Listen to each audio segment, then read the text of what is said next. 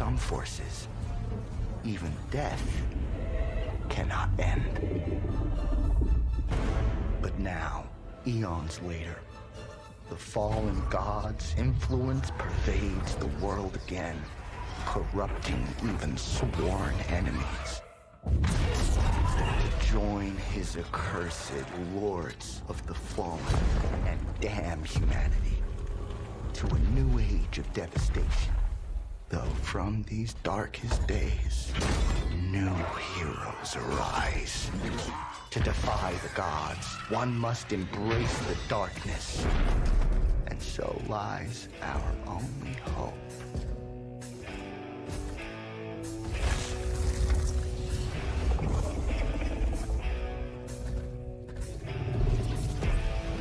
Mother, tell your children not to walk my way. Tell your children not to hear my words. What they mean, what they say, mother.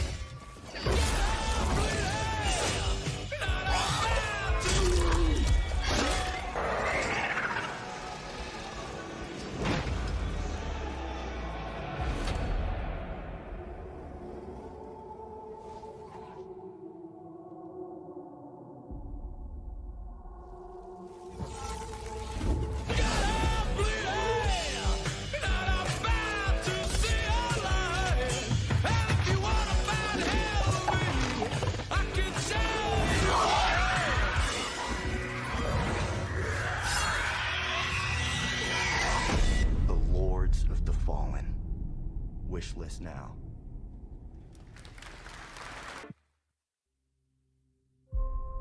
The more we know about Salazar Slytherin and the dark arts, the better prepared we'll be. If either of you uses dark magic, I will notify the headmaster immediately. Unforgivable curses are so named for a reason. A spell that could save your life shouldn't be unforgivable. The dark arts seem harmless until it's too late. None of us will be able to avoid dark magic forever. What do we do now? It's up to us. I can teach you Crucio, or I can cast it on you. I'm ready. Crucio! You've made your choice.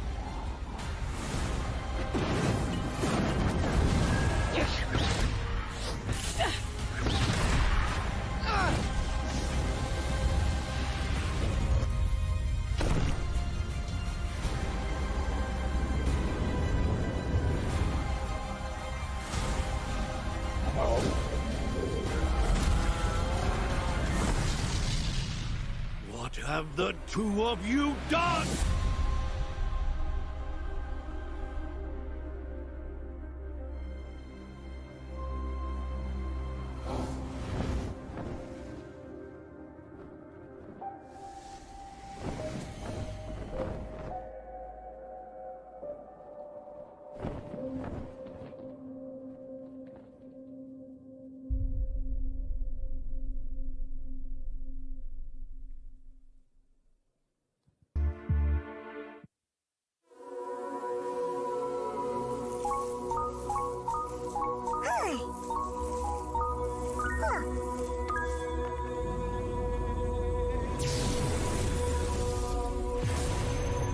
Of the release date, too. Check this out.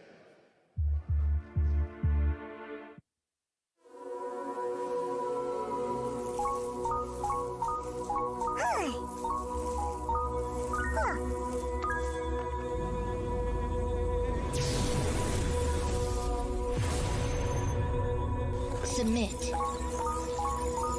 Your reckless actions endanger the world.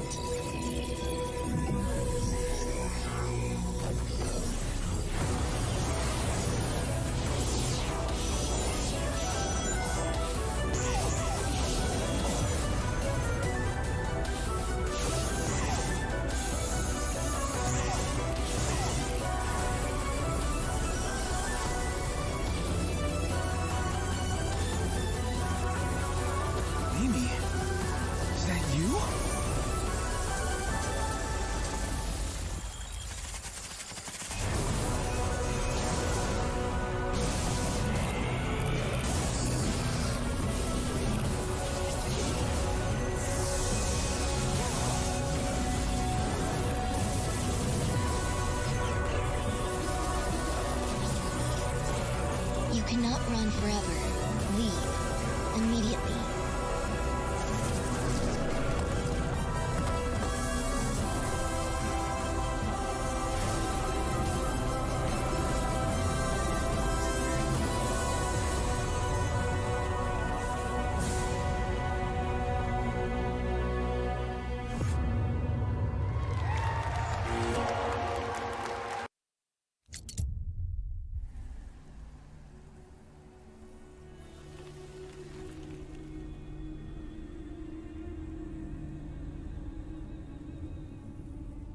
The sand has memories.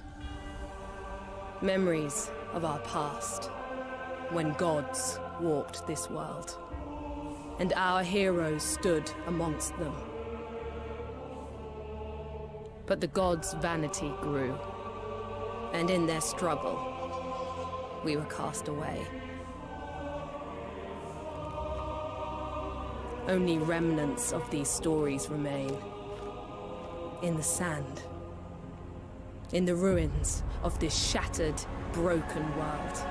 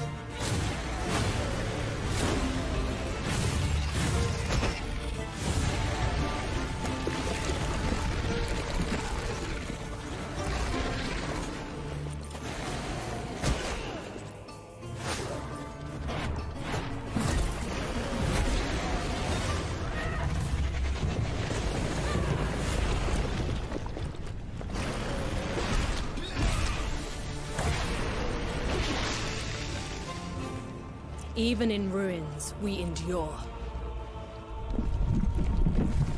We won't let go. For now, we can stand for ourselves.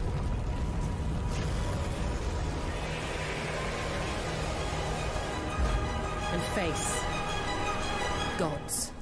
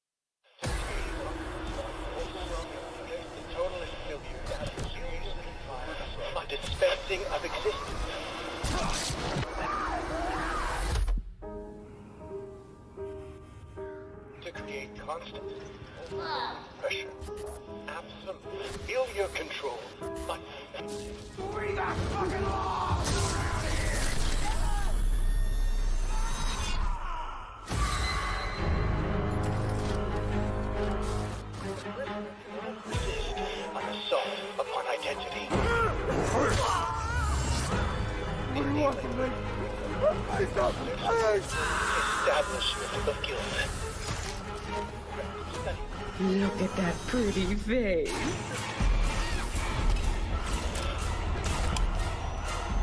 Progress in harmony.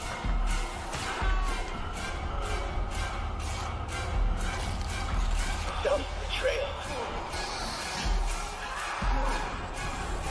A subjugation of perception. Guard. Chemical encouragement. Doctrine over person. This is for your own good. The final confession, elaborate and inclusive, rather than terse, for an even greater emphasis upon the experience of personal rebirth. Chef went out.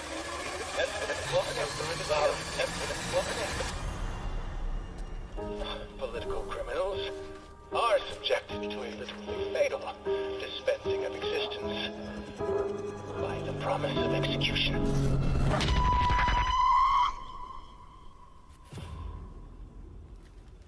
We're looking for small soldiers. Dive into the...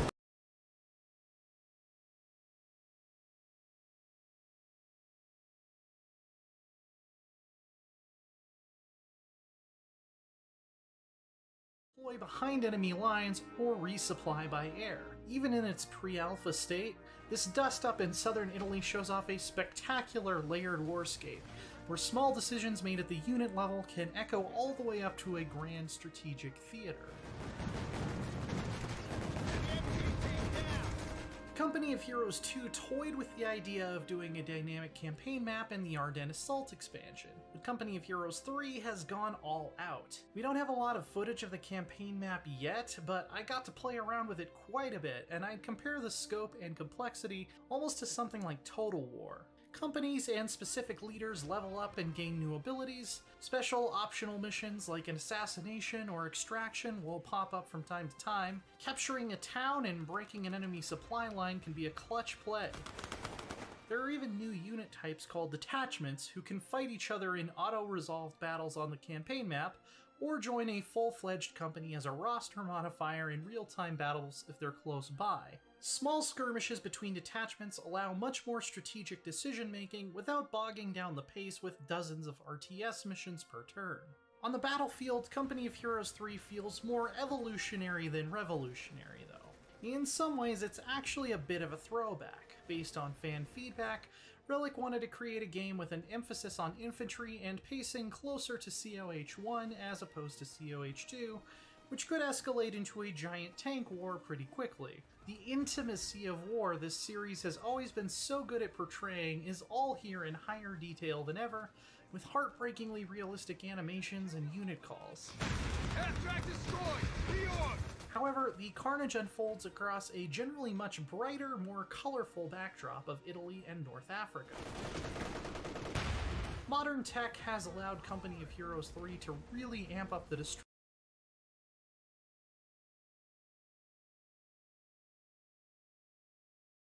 from an artillery barrage or armored push. Driving a tank right through a building might be a viable way to smash an enemy hardpoint, and a soaring villa can be rendered into a cascade of falling plaster and roof tiles by artillery. Relic hasn't decided yet how they're going to handle things like damage from falling debris, and it may work differently in single-player versus multiplayer modes. Many infantry squads can also now breach buildings that are garrisoned by enemy units, kicking the door down in proper war movie fashion and tossing in a grenade before storming it. This allowed me to play a lot more aggressively in infantry versus infantry skirmishes, which feels great overall. It avoids those stalemates where you basically have to wait until you have the firepower to completely level everything to make any progress. Vehicle combat hasn't been left by the wayside either, though. Tanks now have a side armor value in addition to front and rear, which makes tank duels a lot more interesting. I was able to take out that Panzer duo from earlier with some hastily deployed light tanks just by dancing around their flanks and making sure I always had my hardened front end pointed their way. It takes a lot of micro, but Company of Heroes 3 even has new ways to deal with that. Tactical Pause lets you freeze a battle in place in single player and issue a chain of multiple orders to your units, which will be executed to the best of their ability when you resume. This feature won't be available in competitive multiplayer, and it was described to me almost like training wheels for newer players. But even as someone who has been playing RTSs for most of my life, I really appreciated the more thoughtful playstyle it enables. Late into a match, Company of Heroes can really get too busy to follow everything that's going on. And especially with how good this one looks, I'd rather pause, give everyone their marching orders, and then be able to zoom in and watch the action, rather than zipping all over the map, constantly trying to put out fires. You can check out the Company of Heroes 3 pre-alpha preview on PC for yourself starting today. And for more, check out our article on how Company of Heroes 3 compares to Company of Heroes 1 and 2. And for everything else, stick with IGN.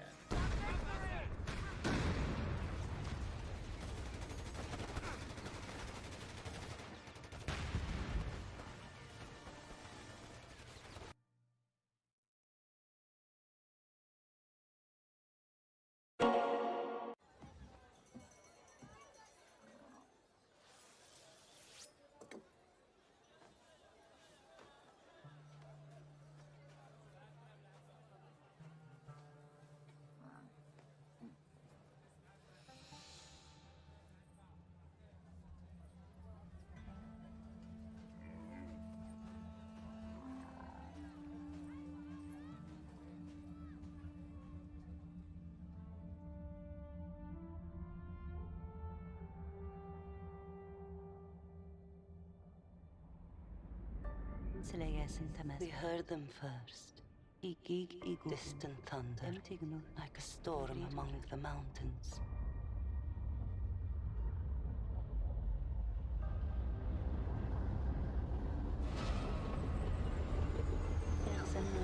Iron beasts, tearing through our land, bringing fire and destruction.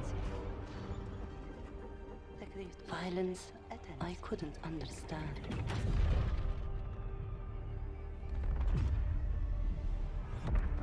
My father held me close and told me that the war would pass.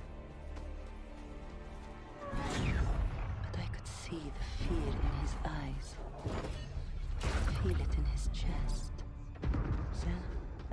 I knew then my life had changed.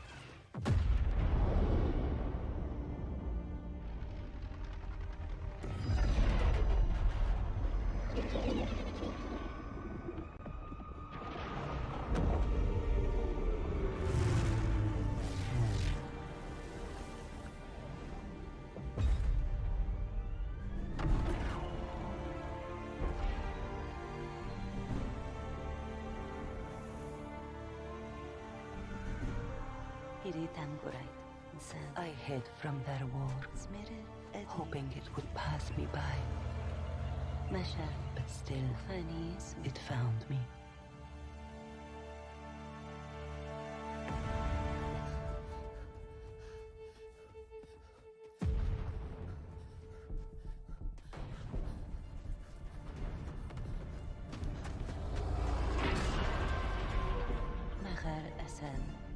I faced the monsters that day.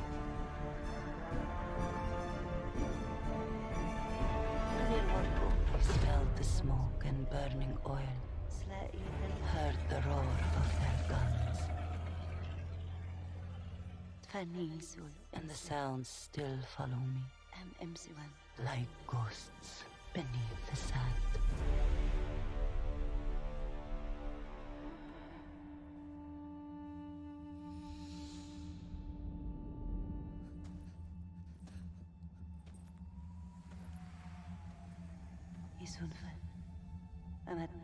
My world was changed forever.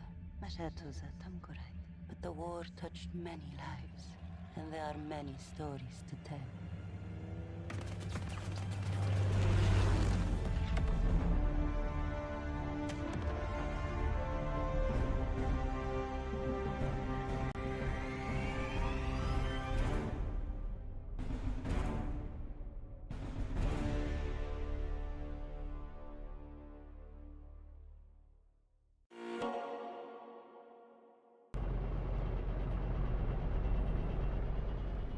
I don't like sand. It's coarse and rough and irritating, and it gets everywhere. The fighters on the North African front in Company of Heroes 3 seem inclined to agree with me. A far cry from the breezy, blooming Italian beaches we saw in IGN's last preview, the other side of the Mediterranean theater is parched, oppressive, and sparsely settled. It takes a rugged army with the ability to keep the tank treads running in far less than ideal conditions to succeed here. And the new Deutsche Afrika Corps, who will also be playable in multiplayer as a separate roster from the already revealed German Wehrmacht, are up to the task.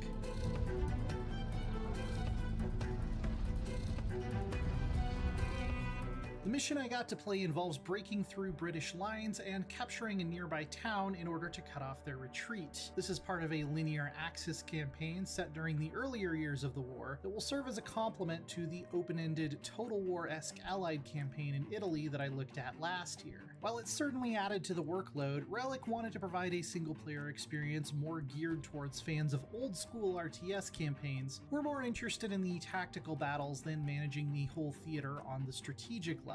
The DAK seems designed almost as a direct counterpoint to the polished, precise, carefully orchestrated Wehrmacht. If the German forces in Italy are an expensive pocket watch, the North African troops are a potato clock you put together with whatever was on hand, and you're hoping it'll still run after you've dragged it through a couple of sand dunes and maybe an artillery barrage. They're well adapted to the harsh conditions they've been forced to fight in, and have a strong focus on improvised tactics and getting battered armor back into the fight.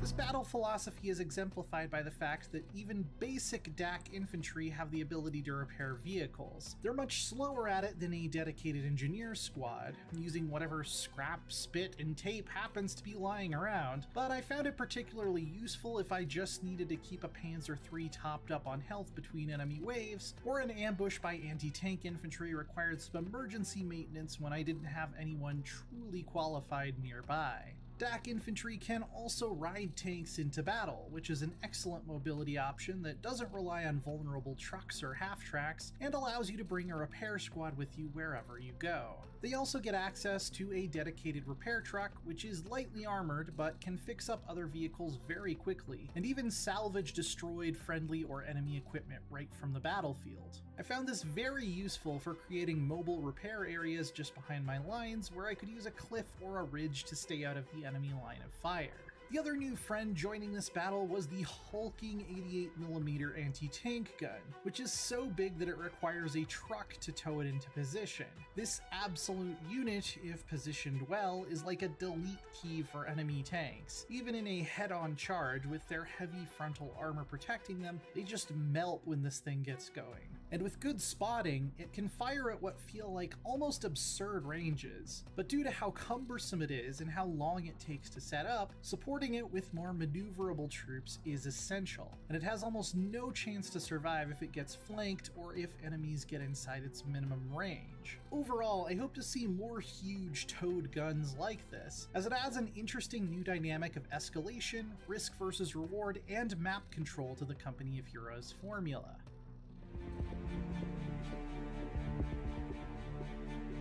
The whole vibe of fighting through North Africa is also utterly different from the missions I played last time. As the Allies in Italy, you're sneaking through lush vineyards and blasting apart beautiful Renaissance churches, quite literally destroying the past to save the future. There's a persistent sense of melancholy as you think about the fact that these places would all be spectacular vacation spots if there weren't a horrible war going on.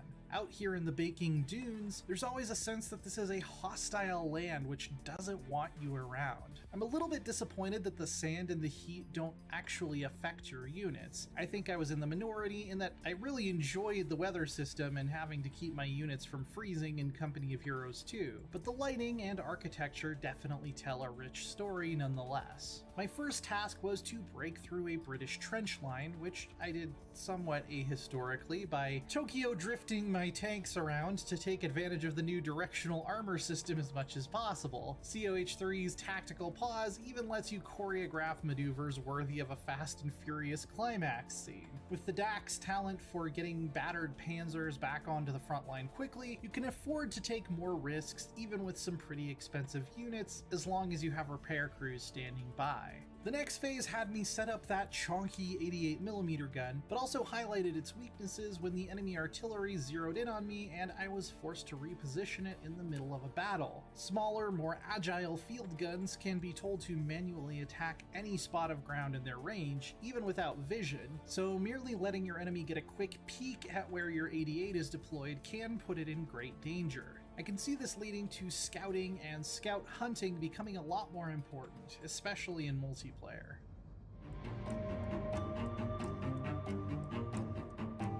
The final phase of the mission gave me a short amount of time to set up a defensive line in the town to stop the full-speed British retreat. Their units barely slowed down to engage me here, so it was really a matter of having enough firepower to make sure no one slipped through. On my first try, a couple infantry units made it past me while my big guns focused on the enemy armor and trucks, reinforcing that what looks like a formidable defensive line can be quite porous if you don't supplement it with a few machine guns or regular infantry posted up in a window. It's certainly ambitious to include two very different single-player campaigns in Company of Heroes 3, covering a large swath of the Mediterranean theater and entirely different areas of the war. The developers told me they obviously have to think carefully about how to balance these factions when, for instance, the DAC is years behind the other three technologically. In multiplayer, the remaining playable armies represent the German, British, and American forces from later in the war.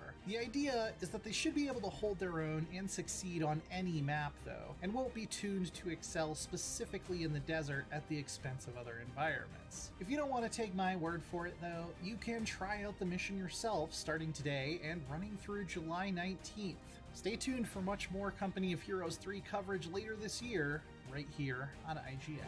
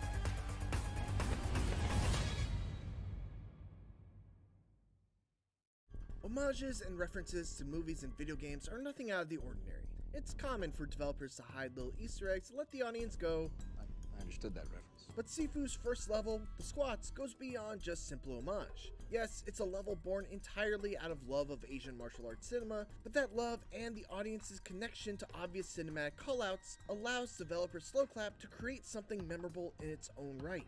From the raid-esque premise of battling your way through a drug-riddled apartment complex guarded by junkies and thugs, to the bamboo forest-inspired boss fight that's sure to bring some Crouching Tiger, Hidden Dragon memories up to the surface, to a near-perfect recreation of one of the most famous fight scenes in all of cinema, The Squats is littered with scenes any fan of martial arts movies will recognize.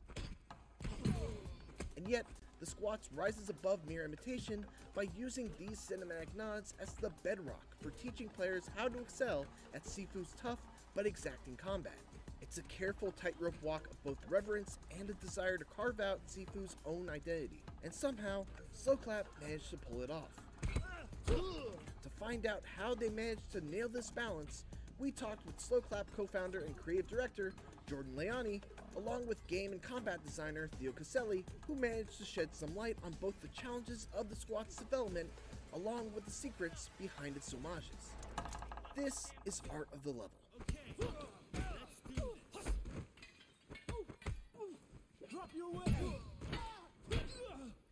The Squats is preceded by a tutorial level that teaches you the ins and outs of SIFU's combat. But since you control an essentially invincible character in that narratively important prelude, this level is your first real test in SIFU. It's a proving ground that essentially says, okay, great, you think you know how to fight? Now, these guys are actually going to kill you. And kill you, they very likely will. Even though the Squats is positioned as a fairly easy level in comparison to later stages, it's certainly no pushover. You might survive its first couple of encounters by just mashing the light attack button, but eventually, enemies will start powering through your attacks to land one of their own, surround you and toss projectile from out of your view, and the boss basically demands that you have a firm grasp on SIFU's defensive techniques. But we'll get to that later. What makes the Squats such a great first level actually has a lot to do with the fact that it takes place after the prologue. Because the prologue got all of the basic tutorializing out of the way, You know what buttons do what, how some of your unique abilities work, etc. The squats can teach the player practically as opposed to pedantically. Here's an example. As you're climbing up the apartment complex staircases of the squat's first building, you'll run into a guy hanging out next to a railing with a bottle next to your feet. When you throw the bottle at the guy, it stuns him. Now, the tutorial taught you that you can use a directional throw on stunned enemies, but it doesn't reveal that throws are contextually based on the environment. The placement of enemy, railing, and bottle in this example is teaching you early on that you can throw a bottle to stun enemies near railings and then toss them over for an instant kill. And if you didn't pick up on that immediately, you get another shot because the placement is repeated again on the next floor up. And if you didn't pick up on it after that, that's fine too. Not just because you might soon die and get to re-experience the staircase all over again, but because this trick isn't something that's required knowledge in SIFU. It is, however, a powerful piece of information to have that will end subsequent fights faster and reduce the chances of you taking damage if you know what to look for, ultimately leading to an enemy death. That intention of design without making it feel too over-explanatory is key to what makes the level work, and what the developers hope to accomplish, as Caselli notes. Even if the player played the prologue, it did not really feel the impact importance of the combat in the game, because you know when he's playing Yang, he's invincible, he's rolling through the enemies, while in the first level, it's the first time that you really have to, deal with the consequences of death. So we really didn't want to do especially challenging level. We want the player to, feel the pressure of mobs of enemies rushing at him and having to deal with, aging each time he dies. So the level was not really oriented to be really difficult, but more, introduce slowly but surely the player to what's coming. The squats accomplishes this goal wonderfully. While difficulty is subjective, the fact is, it only gets harder from there, and the squats does a great job of easing players into that difficulty one step at a time through some really clever means. And one of those means is pulling in some cinematically inspired sequences. Leave these people alone. Oh, we got ourselves a real-life white knight here. Oldboy is a classic 2003 Korean action movie with one of the most famous fight scenes in all of cinema. It's a brilliant single-shot brawl through a crowded corridor, notable not only for its gritty, realistic, and brutal choreography, but also because of the way it flattens the action onto a 2D linear plane. The developers of Soul Clap were obviously fans of this scene because, not too long into the squats, you're greeted with this. Pretty uncanny, right? But what's especially notable about the Oldboy homage in SIFU is how it's not just a throwaway reference tossed in there as one of those aforementioned "I understood that reference" moments. Again, much of the squats is all about easing players into SIFU's difficulty curve. And what better way to do that than to have the first fight against a crowd of more than 2 to 3 enemies at once be one in which enemies only come from one direction. Slowclap smartly adapted an iconic movie fight and made it their own so that they could not only pay homage, but also design a combat encounter specifically to ingratiate players to the challenge of fighting a bunch of enemies all at once. Future fights will have you contend with enemies that may be off camera or run up behind you, but here, the whole fight is always in full view, so you can focus on your combos and timing. It's worth noting too that in the actual Oldboy scene, ODYSSEY fights off many more thugs than what the player actually is expected to fight through at such an early point in the game. For fun, let's see what it would look like if it did have 20 enemies packed into this corridor, as we hear Caselli again elaborate on their approach to homages. When we want to pay homage in SIFU, there is two main elements to take into account. It's of course the setting. So in the case of the Oldboy corridor, it's the corridor and the 2D view, but also the types of enemies. Because in Oldboy, he fights a group of people that are not really tough, but he's fighting against this massive group. And we wanted to have this kind of feeling. So for the enemies, we used grunts, but we cannot use as much grunts as we wanted, because the game would be too hard. So that's the second aspect of paying homage, is finding the right place to, where the homages stop for the gameplay to take place. Because we want to create a challenge, we want to have a global progression for the player. So you know we have to find this balance. So okay, it's this scene, we want to recreate that, but also the player might or might not be able to handle that. So you know we always have to work with both these elements. And true enough, this sequence hits that balance. Slowclap could have saved this fight for a later moment in the level, or even another level deeper into the game, but they specifically chose to place it here, right at the start, because of the way it facilitates a key early teaching moment. And rather than keep it 100% true to the old boy fight, they adapted it so that it served the needs of the game first and the homage second. While the old boy scene is the most overt reference, the main inspiration for this level is actually the classic Indonesian action film, The Raid. In that movie, a rookie cop joins a dangerous raid on a drug lord's apartment block, and it's a movie complete with guys getting thrown over railings in a low-rent apartment complex, a huge fight in a drug warehouse, and sure enough, even a good old corridor brawl. But the influence of The Raid is never overpowering, and never gets in the way of SIFU establishing its own identity. And going back to that corridor, while the switch from 3D to 2D seems pretty seamless, it actually brought a couple of unique challenges that Slowclap had to deal with. One thing that was quite difficult was to hide the right wall at the perfect timing, so the player cannot see what is behind when the camera shifts. We needed to hide a lot of objects at a good moment, and also take the control of the camera so the player cannot see what happened. To illustrate what Leani is talking about, here's a look at the room that's just before the corridor fight. In order to switch the scene to a 2D perspective, the camera must go in this space in order to give a full view of the action. So the developers had to essentially hide this whole room once the player entered the corridor. Open it! Open up! The change in perspective couldn't mean a change in the responsiveness of SIFU's combat, which normally utilizes dynamic camera angles that zoom in to really emphasize the impacts of each blow. Without these evocative tools at their disposal in this moment, Slowclap worked hard to really nail home the audio, visual, and rumble effects of every hit in order to make sure that the feel of combat still remained as hard-hitting in 2D as it did in 3D. With the Old Boy Corridor as the first true test of your crowd control abilities, the Squats continues to ramp up the scale of its battles, introducing you to new facets of its combat with each encounter. In the rooftop section that follows shortly after, you'll likely come face to face with your first elite enemy that regains its health when you try to use a finishing move on it. Right after that, you'll have to deal with your first heavy enemy. Next, 2 special elites guarding a shrine and the key that unlocks the level's shortcut. And it culminates in this big fight in the warehouse that is essentially the level's big sink or swim moment. It's worth noting that even with the shortcut that lets you bypass most of the level, you can't skip past this fight. What I love so much about this warehouse fight is that if you just treat it like a straight up fight, then yeah, it's difficult. Enemies surround you from all sides, they'll throw bottles from off screen, and there are plenty of weapons to go around.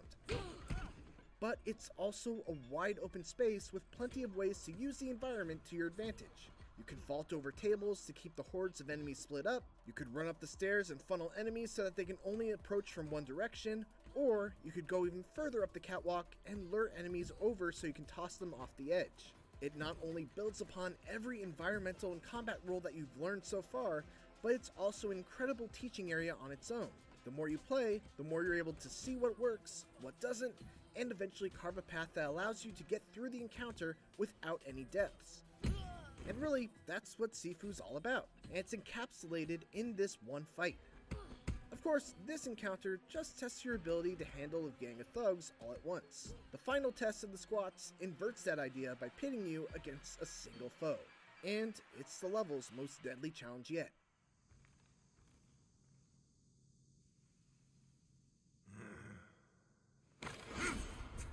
The Squats is capped off with a climactic boss battle against Fajar that follows suit with the rest of the level in that it's challenging, but never overwhelming.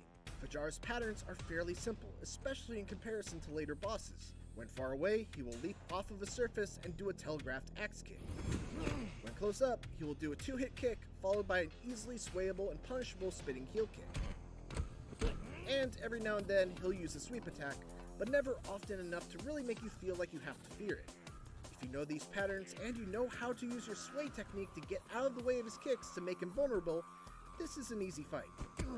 But when you first arrive at this boss fight, you haven't had the importance of these defensive techniques drilled into you yet. Fajar acts as that drill. Come on! Attacking him straight on doesn't work, as he will block most of your strikes and deal more damage to you than you to him. Blocking doesn't work very well because his kicks deal massive structure damage, and just dodging will get you out of the way of his attacks, but won't give you the counterattack opportunity. If you want to get through this fight without dying, you have to learn how to sway high attacks. His second phase adds a few more attacks to his arsenal, but they still largely follow suit in that, as long as you utilize your sway technique to get out of the way of his attacks, he will always present a large opening for you to punish him. And that's really what this fight is all about, teaching you about the importance of swaying as a defensive technique. Because if you don't know how to use that technique to avoid attacks like the ones Fajar hits you with, you are going to struggle immensely in what's to come. And naturally, as Caselli notes, the developers really want you to learn from this battle. It's the first real time in the game where the player will have to have some kind of plan to deal with his enemy. That's very important in SIFU because later on in the game, when we will introduce advanced archetypes or other bosses, the player will need to recognize patterns and will need to have some kind of a plan to deal with that. I have spent 8 long years preparing for this. SIFU's bosses aren't just memorable for their fights, they also tend to leave an emotional impact as well. One of the concepts explored in SIFU is Wuda, essentially a form of martial morality, and it's one of the reasons why in every boss fight of SIFU, there's a hidden method of sparing them. Fajar is no exception, but why would anyone want to spare this monstrous drug lord who played a hand in the murder of your father? Well, for one, you get a special talisman that helps unlock a secret ending. But one of the great things about SIFU also is that it makes an effort to humanize each of its bosses. In Fajar's case, there's a mysterious room that remains locked all the way until just about the very end of the game, when you're able to find a key to this room inside Yang's sanctuary. Upon investigation, you learn that Fajar is actually terminally ill, and that Yang's the one who's been taking care of him. The two share a very close bond. In each level there is something kept by the boss, which gives more intel about who the boss is. And for Fajar it was really to give more humanity to this boss. He is quite alone during his life, he don't trust anybody except Yang. And yeah, this room was to give him back his humanity. Among all the bosses in the game, Fajar is the least redeemable, and is still a monster even despite knowing of his condition and his relationship with Yang.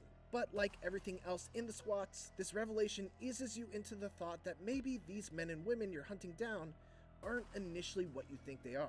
Maybe there's more to the murder of the main character's father than was initially let on.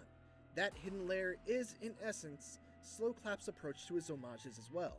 The squats is so much more than just that level with the old boy fight. It's a level that also exemplifies restraint, and is a prime example of how to teach and test players on the skills that they'll need early on in order to be successful through the rest of the journey as it becomes more difficult. Which, by the way, it totally does in the very next level. But before you leave its dilapidated hallways and massive green rooms, the squats throws tough foes and movie references your way, not just to pull you through your paces or to showcase its inspiration. It proves at every turn that those inspirations can be passed on and transformed into something new. Something that instills new lessons into the player. It's a cycle, much like the ones players will experience over and over again as they overcome SIFU's challenges. But if you're open to learning from each new step, you'll become a master in no time. Thanks for watching this installment of Art of the Level. If you enjoyed this and want to support more deep dives into video game levels and sequences, make sure to check out our previous episodes covering the Margit boss fight in Elden Ring, along with the incredible Uncharted 4 chase sequence. And for everything else, keep it here on IGN.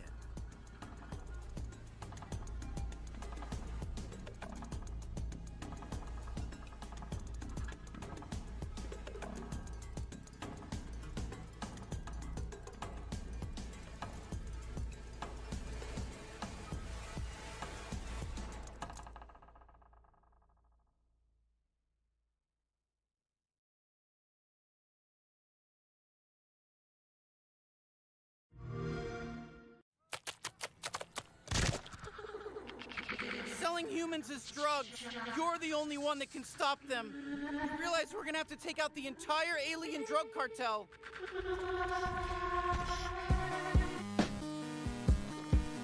You're just gonna leave me here in what, space? Everybody lives in space, including you.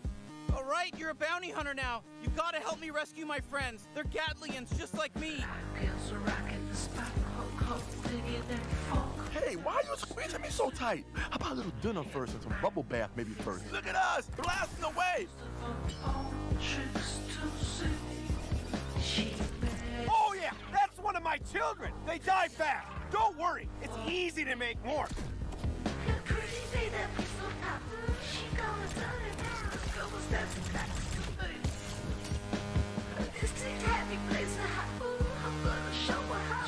Hey there, I'm knifey. Stab, stab. Yes, more.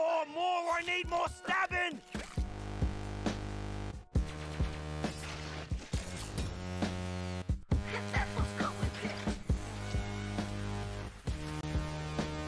Everyone, fight each other!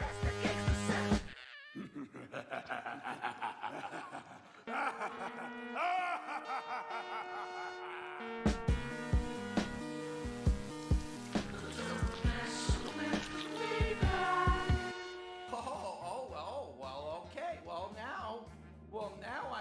Now I can.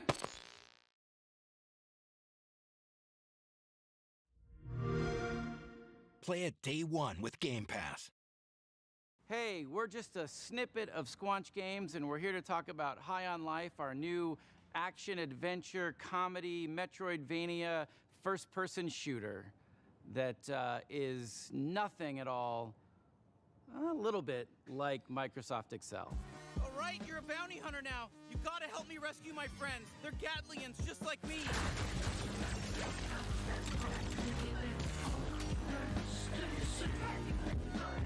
That's our game, High on Life. Pretty insane. There's a lot to talk about. Let's dive in. So Justin, you're typically known for working in animation. What brings you into the world of games? Why are you in the world of games? Yeah. I'm obsessed with games, have been my whole life.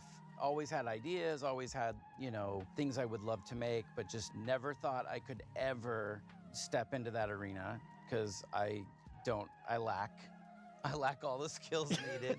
You don't know how games work. Other than like creative direction, creative ideas, like other than that, I lack all the skills to execute. But that's why, that's part of why you want to start Squanch, right? Is to be able to have an idea like that and let it grow to something amazing. And to be able to be creatively free. I wanted to make games that I wanted to play. And that was sort of the spark that just lit the fire of Squanch Games. And then we shipped Trover and we shipped Accounting Plus, and now we're on this absolutely dream game. This is like our real legit swing at like a proper, we're indie, but like this is like our AAA, or is it triple I for indie? Yeah. We're triple I.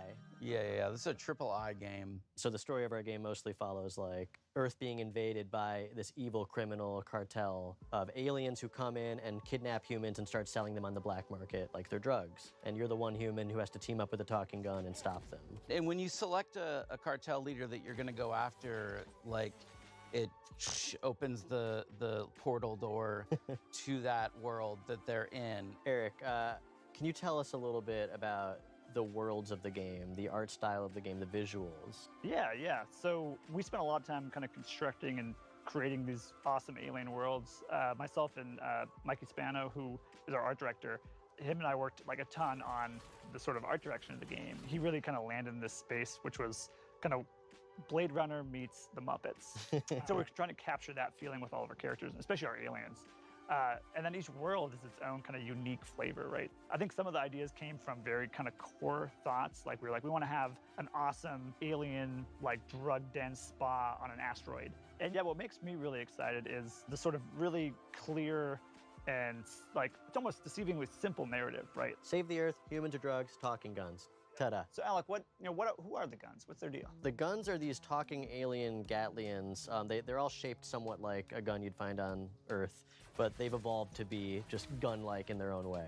And so this race of Gatlians each has their own unique personality, their unique set of abilities, and you're going to be rescuing them from this evil alien cartel, and together, you got to stop the bad guys. And get more Gatlians. Yeah, collect more Gatlians. Yeah, a lot of players are going to have very different experiences depending on what gun they favor.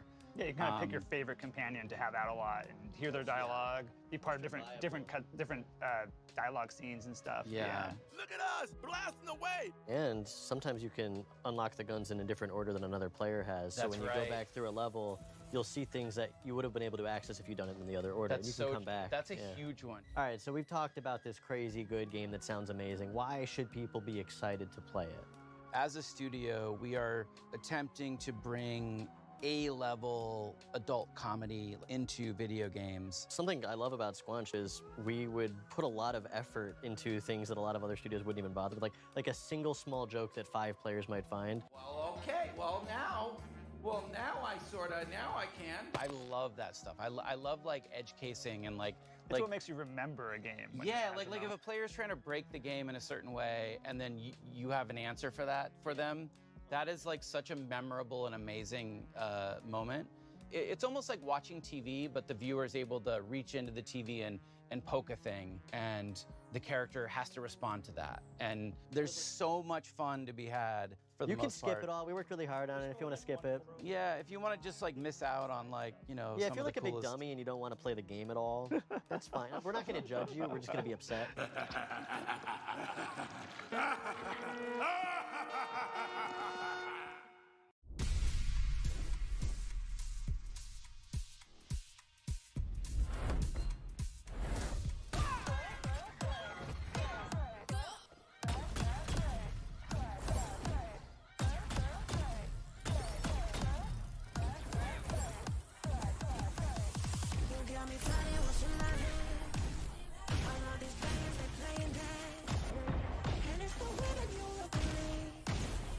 If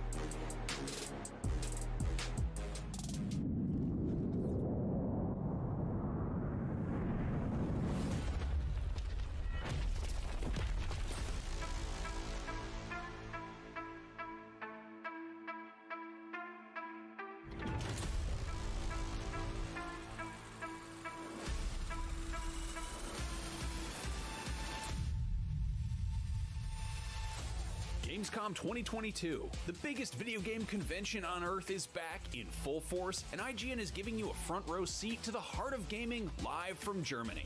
It is a beautiful day. Today, we'll be boots on the ground with Company of Heroes 3, jacking into the System Shock remake, getting trippy with Justin Roiland's High on Life, and dodging some bullets in Gungrave gore. But that's not all, because later on, we're bringing you the Gamescom Awesome Indies show direct from the floor of the convention. You won't want to miss a second of it, so get ready. Day 3 of Gamescom Studios starts right now.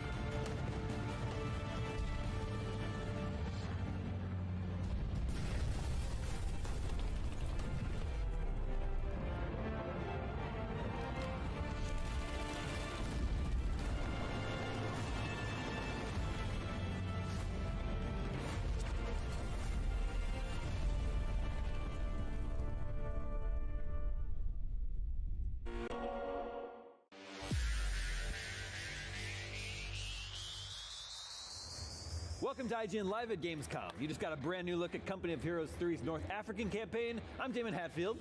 And I'm Brian Altano. Now, we have a ton of cool stuff planned for a full day of live coverage of tons of awesome games here at Gamescom. In addition to lots of never-before-seen gameplay for upcoming games, we'll also be checking in with what's going out on the show floor. In a little bit, we're going to get up close and personal with the long-awaited System Shock remake. And a little later, finding out what's next for SIFU. And then we're checking out some gameplay from One Piece Odyssey. And after we're done here, the Gamescom Awesome Indies show will kick off, giving you a look at a few dozen new games from independent developers and studios out there on the show floor.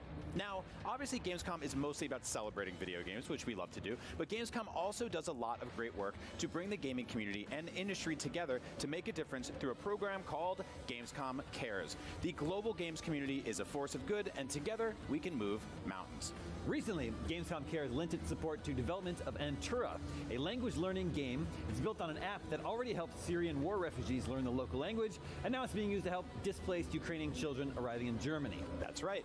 Now, Gamescom, isn't it great? That absolutely rules. I love it so much, and I know you're watching to see new games, so we'll jump into System Shock in just a minute, but first, let's check in and see what's happening out there on the Gamescom show floor. What's up, everybody? I'm Stella Chung, and it is day 2 of Gamescom, and we are in the mini merchandise area powered by Mini. And look, we've got plushies, candy, we have manga over here, and comics around here as well. And we have block screen records, like even if you're into like vinyl records. Of course, there's like a Yu-Gi-Oh tournament going on as well, which is not merch, but you know, there's cool. Oh, anime shirts. There's just so much stuff here.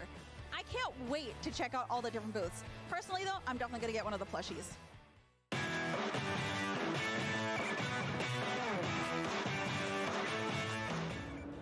You're watching IGN Live at Gamescom. Now, back in 1994, a game named System Shock unleashed a brilliant sci-fi first-person adventure like the world had never seen before.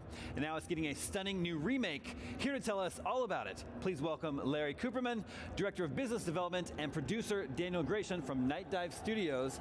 Welcome to the IGN stage, but it looks like someone else has infiltrated our interview. Who is this intimidating presence standing next to us here? This is Shodan, one of the most famous villains, or villainesses in video game history.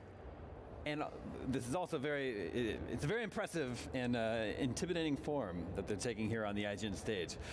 I'll try not to get too distracted. I'll try to remain professional in this interview here. Let's talk about System Shock, the remake. I'm really excited about this one. In 1994, I never played it. My family didn't have a computer, so I missed out on this one, but I've played the games that were inspired by it and are considered spiritual successors to it, and I love those games. So I always thought I'd probably like System Shock as well. What's the current status of this game? So the game is in its final stages. We're up to doing some final polish, doing those kinds of things like doing localization for the various languages. We've had a lot of great feedback from the show here at Gamescom, and we're bringing that into the game, and game is really near completion. How near? Is there any... So what I'm getting at is how far away am I going to get to finally play this game? Soon. Okay. Trademark. I like that. Tell us a little bit about, for people who haven't played this game before, I think I understand, the gist of the premise and what the gameplay is like. Is it going to feel like a game from the 90s to me? No, it's going to be a modern interpretation of the game, but it's going to keep all of the classic elements, including all of the plot. Much of the elements that made System Shock such an immediate classic upon its release have come over intact. The weapons, the storyline. We've slimmed down some parts that were less relevant, but the player experience is going to be identical, only modernized for today's audience. Daniel, can you talk a little bit about how you're sort of approaching this remake?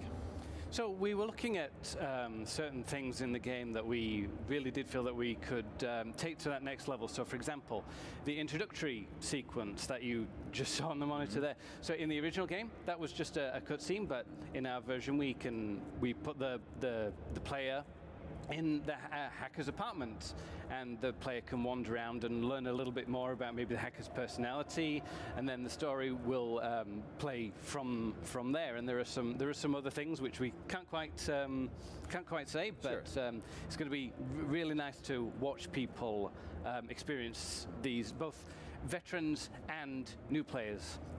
For those veterans, how much of it is going to feel new? Well, I think it's going to be. I think it's a new interpretation of the classic story. All of the elements that made the game so influential, as you mentioned, all the spiritual successors that came after it. All of those elements are intact, but things like the controls, in particular, have been modernized to make it more accessible for today's audience. So people that are going to pick up the game, one of the things that's been great is watching the thousands of people that have played the demo here. It's very intuitive. They begin playing the game. They don't need a whole lot of hand-holding to get into the game. But that said, they're going to find all the things that made the immersive sim such an influential genre are still intact. And so the footage that we're looking at here, can you speak to this? Where are we in the game at this point? Dan? So this is the beginning sequence where the hacker has undergone his medical procedure, and he's just woken up, and he has no idea what has happened on the station. He did some work 6 months ago for Edward Diego, and he was put into neurosurgery. He wakes up and he just finds these horrible creatures that you can see here, and he has to work out what has happened to the station's AI, and just try and get to the bottom of what's happened. By the way, I should add that the station's AI that Daniel just referenced is immaculately represented exactly next to us. Yeah, this is our very special guest that's joining us along here today. How did you approach updating the visuals in this game? So we tried to reach something of a hybrid effect. The visuals are very modern, look very, very clear of what they are. I mean, can't compare that to the 1994 technology. Much advanced. New players are going to see exactly what we would have done in 1994 had we had the resources. But at the same time, we've got a slight pixelization to it that the classic game players are really going to enjoy. It's almost, it seems like you wanted to, people who have played it before, you wanted something in there so they recognized something that they remember, right? There are also a number of Easter eggs that are represented visually that they're going to have a wonderful time uncovering. Well, I'm very excited to finally get to check out System Shock. You said it's coming soon. Trademark. I can't wait. It's definitely one of my most anticipated games that are on the horizon. So thank you so much for joining us, all three of you. Damon, before I go, Yes. I do want to give a special thanks not only to you for being the host, but also to our publishing partner, Prime Matter, without whom none of this would be possible, and with the folks from Lightning Cosplay that did an extraordinary job. Yeah, that's very, very, very impressive. I'm blown away over here. Thank you so much. System Shock will be here soon, but while you wait, you can go download the demo and get some hands-on time with it yourself. Keep watching IGN Live at Gamescom for more.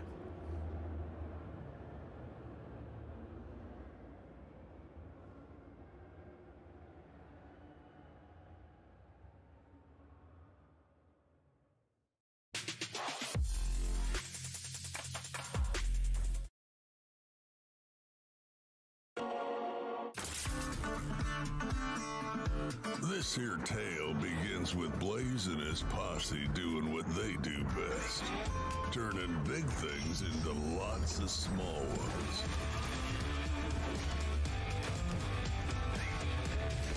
No one knows exactly why they're out here in the middle of nowhere.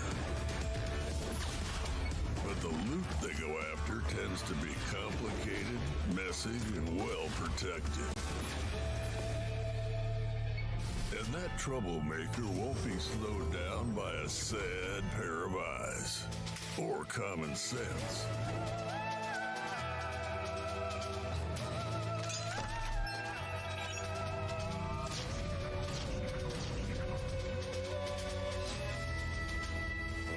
Because Blaze never found a problem that couldn't be solved by a lit fuse. And now I hear they're looking for a new posse. Yan?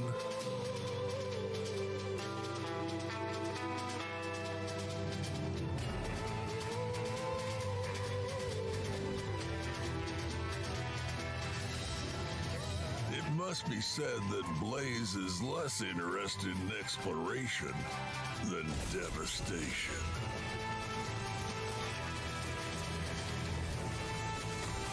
That Craver never met a monster they didn't want to either eat or blow up.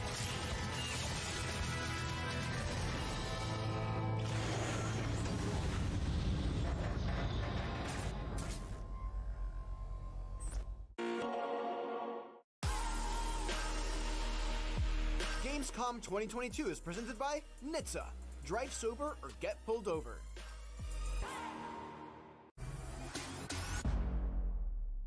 The only thing better than listening to IGN podcasts is watching them. Luckily, all your favorite weekly shows are here on IGN One.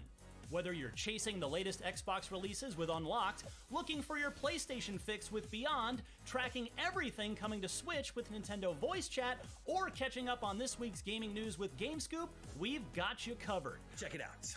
Tune in every weekday at 5 p.m. for the best gaming coverage right here on IGN One. If you're not following IGN on social media, what are you waiting for? We're constantly updating our feeds to bring you the latest news, gameplay, custom original content, memes, the best user-generated videos and art, and a whole lot more. Be part of the conversation throughout the year. Follow IGN on Instagram, Twitter, Facebook, TikTok, and Snapchat. Everybody loves watching a speedrun of their favorite game, but what if you got a chance to peek into the mind of the developers behind those games as they watch their hard work get completely destroyed right in front of them? What is happening right now? That's exactly what happens on every episode of Devs React to Speedruns. We invite you to ride along with the developers as they watch, react, and enjoy some of the craziest gameplay by the most skilled speedrunners on the planet. Tune in every Saturday for a brand new episode.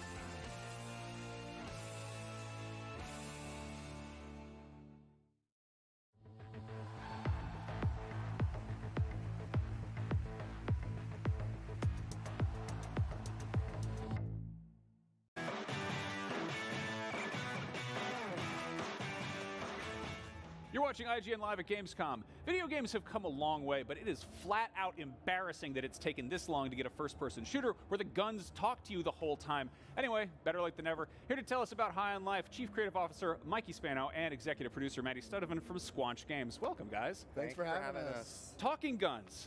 Which comes first, the mechanical side of it or the personality? Oh, that's a tough question. So originally what we did was kind of look at Sesame Street, a bunch of Jim Henson stuff, kind of sketch out like what would Elmo look like as a weapon, what would Ernie look like as a weapon, and so we started there, and then Justin kind of reached out to his friends and was like, hey, you guys want to do some guns? And that was kind of how we kicked it off.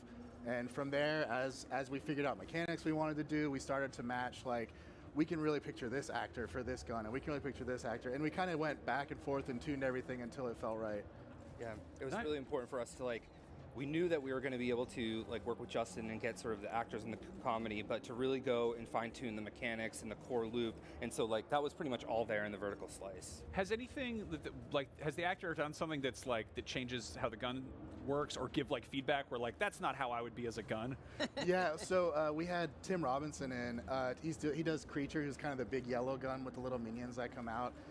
And so we had him just riff on the idea of having these little kids that basically they pop out, they live their whole life and they die and they love it, right? They want to die. And so the more we had him talking, the more we realized we got to do more funny stuff with these little guys, right? And get more funny dialogue around it. And so it kind of changed how long we have the guys out and things like that. And same thing with Knifey. We had Michael Cusack in, and we weren't anticipating that being so popular. And Knifey was just so funny that we're we got to figure out more stuff to do with him. And so from there, we kind of added executions in, and we added a few other things. Yeah, it actually wasn't showing up on the screen as much originally. And I think after that performance, it was okay, we need the tech to be able to allow the designers to bring Knifey up as soon as he's talking because he's so popular. Nice. Now, you gave me a pitch. We were talking sort of before we shot, and there's the best sort of byline for this game, which is Blade Runner if Jim Henson did it. Yeah. So early on, we were kicking around different ideas, and I think everyone kind of expected to make something that looked like Rick and Morty, right? And I love Rick and Morty, I love the style, but I really wanted to do something different. I wanted it to feel like a 80s movie, and so I was racking my brain how to describe it, and I thought, well, what if Jim Henson had made Blade Runner? And so that was sort of the running theme that we were pushing on the team, and I think as soon as we had that, it really clicked and the team really knew what to do. Yeah, I think it's children of the 80s and 90s too. I think we were talking about it earlier, the toyetic nature of just the TMNT characters and the ooze and the glass with the weird characters inside. You can just see that throughout the game. Yeah, there's a lot of references to Ninja Turtle toys in there for sure. Yeah. No, it reminds me of the weird bioorganic Nerf guns that they did. Yes. This is shaped like a warthog kind of. You're I want a Gatling gun. I don't get it. So let's talk about the structure of the game a little bit. You basically kind of get turned loose and you get to bounty hunt different bounties. How open is it, I guess? So it depends. So we have a narrative that we're really trying to tell. So a lot of it is linear in that sense that we're trying to get a story. So there's different acts, but within those acts, there's bounties. You can choose the order to do some of the bounties, and that totally changes the game. You also have backtracking to levels you've already been to where you can get to new areas that you couldn't get to before because you didn't have the right abilities. So we really want to try to make the levels feel really dense and kind of put in treasure chests and NPCs and little side things for people to discover. So it really is a mix of linear for story and then sort of open world for exploration. Yeah, the first level that we're showing in the slums is one of the more linear levels, but as soon as you start going to the bigger worlds, it definitely opens up a lot, and there's a lot of exploration possibilities. You can stay on the main path, you can really go and check different things around, especially if you get a new gun, because each gun, they have an ability fire, which not just is for combat, but also is traversal and locking key mechanics throughout levels. So we really push people to go back. Nice. So like a Metroidvania, basically. It is, yeah. Metroid is a huge inspiration for this game, especially Metroid Prime. Yeah. So the demo you just showed off that was the boss fight has you just swinging around with a grappling hook. Should we expect a lot of verticality in this? Oh, yeah. Yeah, that was a big thing we wanted to push early on. Our design director, Eric Meyer, really loves crazy fast puzzle moments, big traversal moments. He previously worked on Sunset Overdrive, so there's a little bit of that influence in here, and he's been really pushing the team to get crazy elaborate traversal puzzles, and your kit really grows throughout the game, so by the end you're mixing and matching all this stuff and doing these crazy fun traversal puzzles. And you're going up, you're going down, you're walking on walls, you're doing all kinds of crazy stuff. Yeah, switching guns, comboing the guns, there's all that stuff built into the combat. Yeah. How much how much did the guns talk? I guess like how much dialogue got recorded, how much that was scripted, how much of that was just off the rails improv? So, a surprising amount of it was actually scripted. We hired a narrative director, I guess is his title at this point, but really he's also the head writer. His name's Alec Robbins. He's like a stand-up comedian. He makes Twine games in his spare time. He's written for TV shows, and he really loves games. And so we brought him in, and he knew exactly what to do. And so we just said, write what you think is going to work, and when we get in the booth, if it's not working, we have people improv, but 9 times out of 10 what he wrote is really funny and it works. Yeah, a lot of Squanch is really built on like, a lot of us have worked at many different game studios, know how to make games, but we also bring in a lot of people from comedy, from TV, right? And Justin obviously is like, knows everything about that and then is a huge gamer. And we kind of like mix in the pot and they tell us like, this is not gonna work for us. So we figure out a way on the game side to do it. And we're like, well, hey, like picking this thing up over here is like incredibly difficult for these 7 reasons. Can we please just write something else, right? Yeah. And they're super willing to always like figure it out. Yeah. Cool. Do the guns like, do they have personalities? Do they have relationships between each other? They do, actually. Yeah, part of the story is sort of, there's a moment where their relationships kind of come to a head, and there's some thinking you have to do about how you want to handle the situation. So each gun kind of has an archetype personality. Like, you got a gun that's kind of a bully, she kind of thinks she's a badass. Then you got a gun that's just insane, which is Tim Robinson. And then you've got a gun who's just kind of like stoner vibes, chill gun, and that's played by JB Smoove. He's Gus. That's his name. And they all kind of have different reactions to stuff that you do. There's a line in the story, like I said, really comes to a head, and they all react to that differently. And so you kind of have to navigate, like, well, what do I say here? Which gun do I use? Like, you kind of feel guilty for using this gun or that gun, right? So they definitely have their own stories. Yeah. So are you basically, like, if you have one gun out, are you pretty much just directly only hearing from that one, or you got 2 out here, you got the knife out here? But, like, let's say you play through the game with just one gun. If you switch to a different gun, does it make it basically a totally different playthrough? Totally different, yeah. So we have Kenny in this level early on. You can't have another gun here, so he's the only one you're going to hear for this area. But for the other levels, you have options about which guns you're going to have and which guns you're going to use. So as you go, you can, let's say you really love Sweezy, and she's kind of the one I was talking about, kind of like the bully gun, and you love her for whatever reason. You're getting a totally different playthrough narrative-wise than you would if you had Kenny out. And you can mix and match in the mission and hear, like, I wonder what Kenny would say to this character. Switch to Kenny, hear his take on it, right?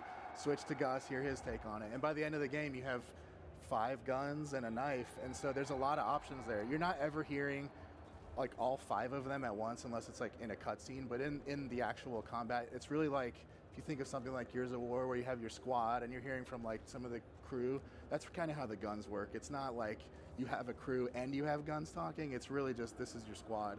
Yeah, it's something we have to think about a lot on Trover, and I think is being thought about a lot on this game, is like with that many guns, that many characters, and then that much both written and improvised dialogue, it could feel like it's blasting at you all the time.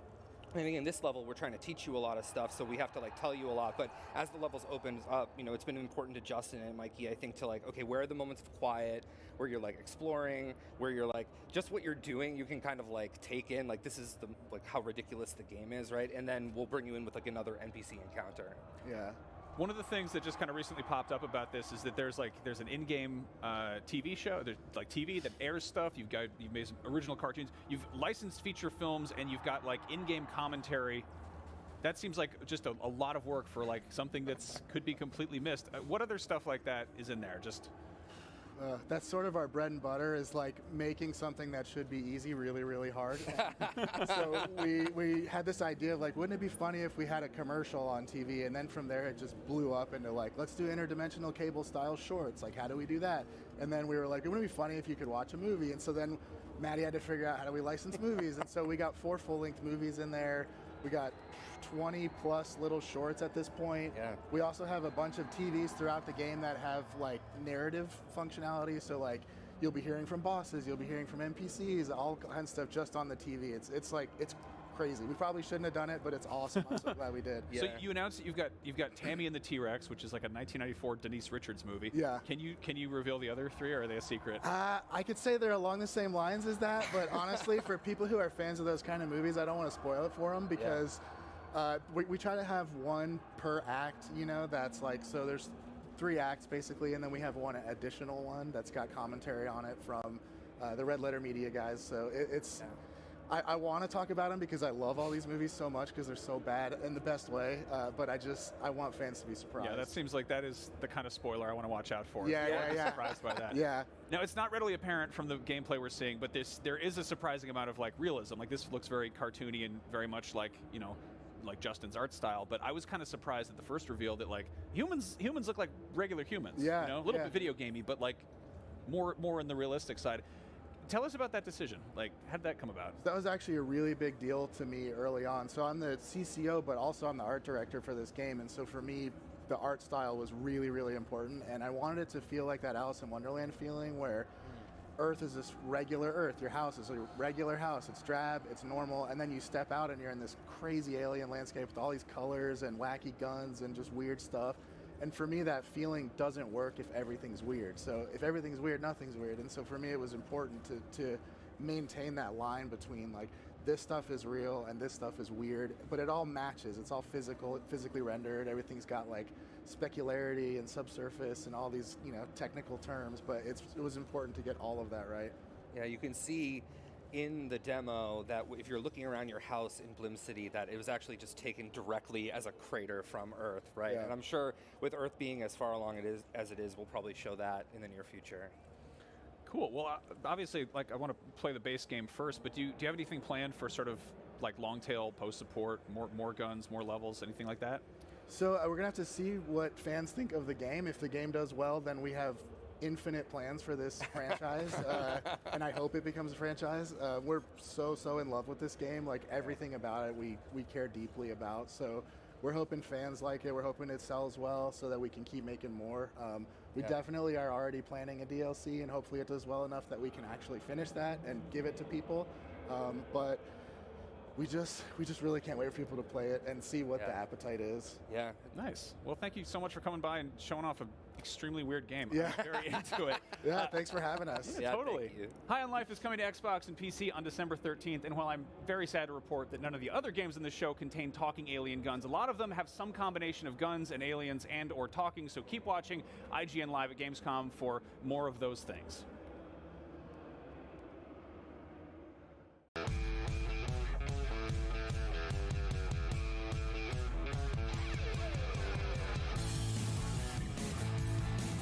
I'm Matt from IGN here on the floor at Gamescom 2022, and we've got 5 things that you need to know about Dead Island 2.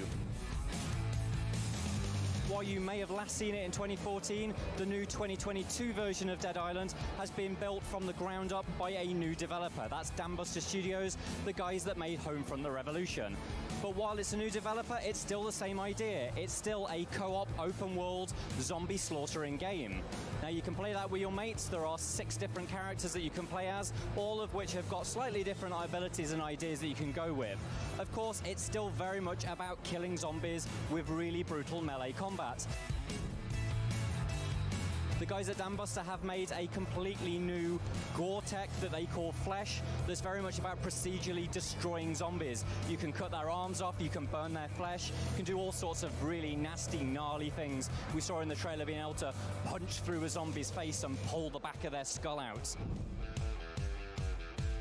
Now, all that gory combat is aided by the DIY weapons that you know and love from the original Dead Island. You can have all sorts of weird and wacky designs where you take a sword and stick a load of electricity on it, or you can take an axe and put sort of flamethrowers on it so that when you swing that axe, you're burning through the zombie, you're getting that kind of nice melty flesh effect. So all of that is back, and you'll be able to craft those at benches with a load of materials that you find in the open world, which this time is Los Angeles.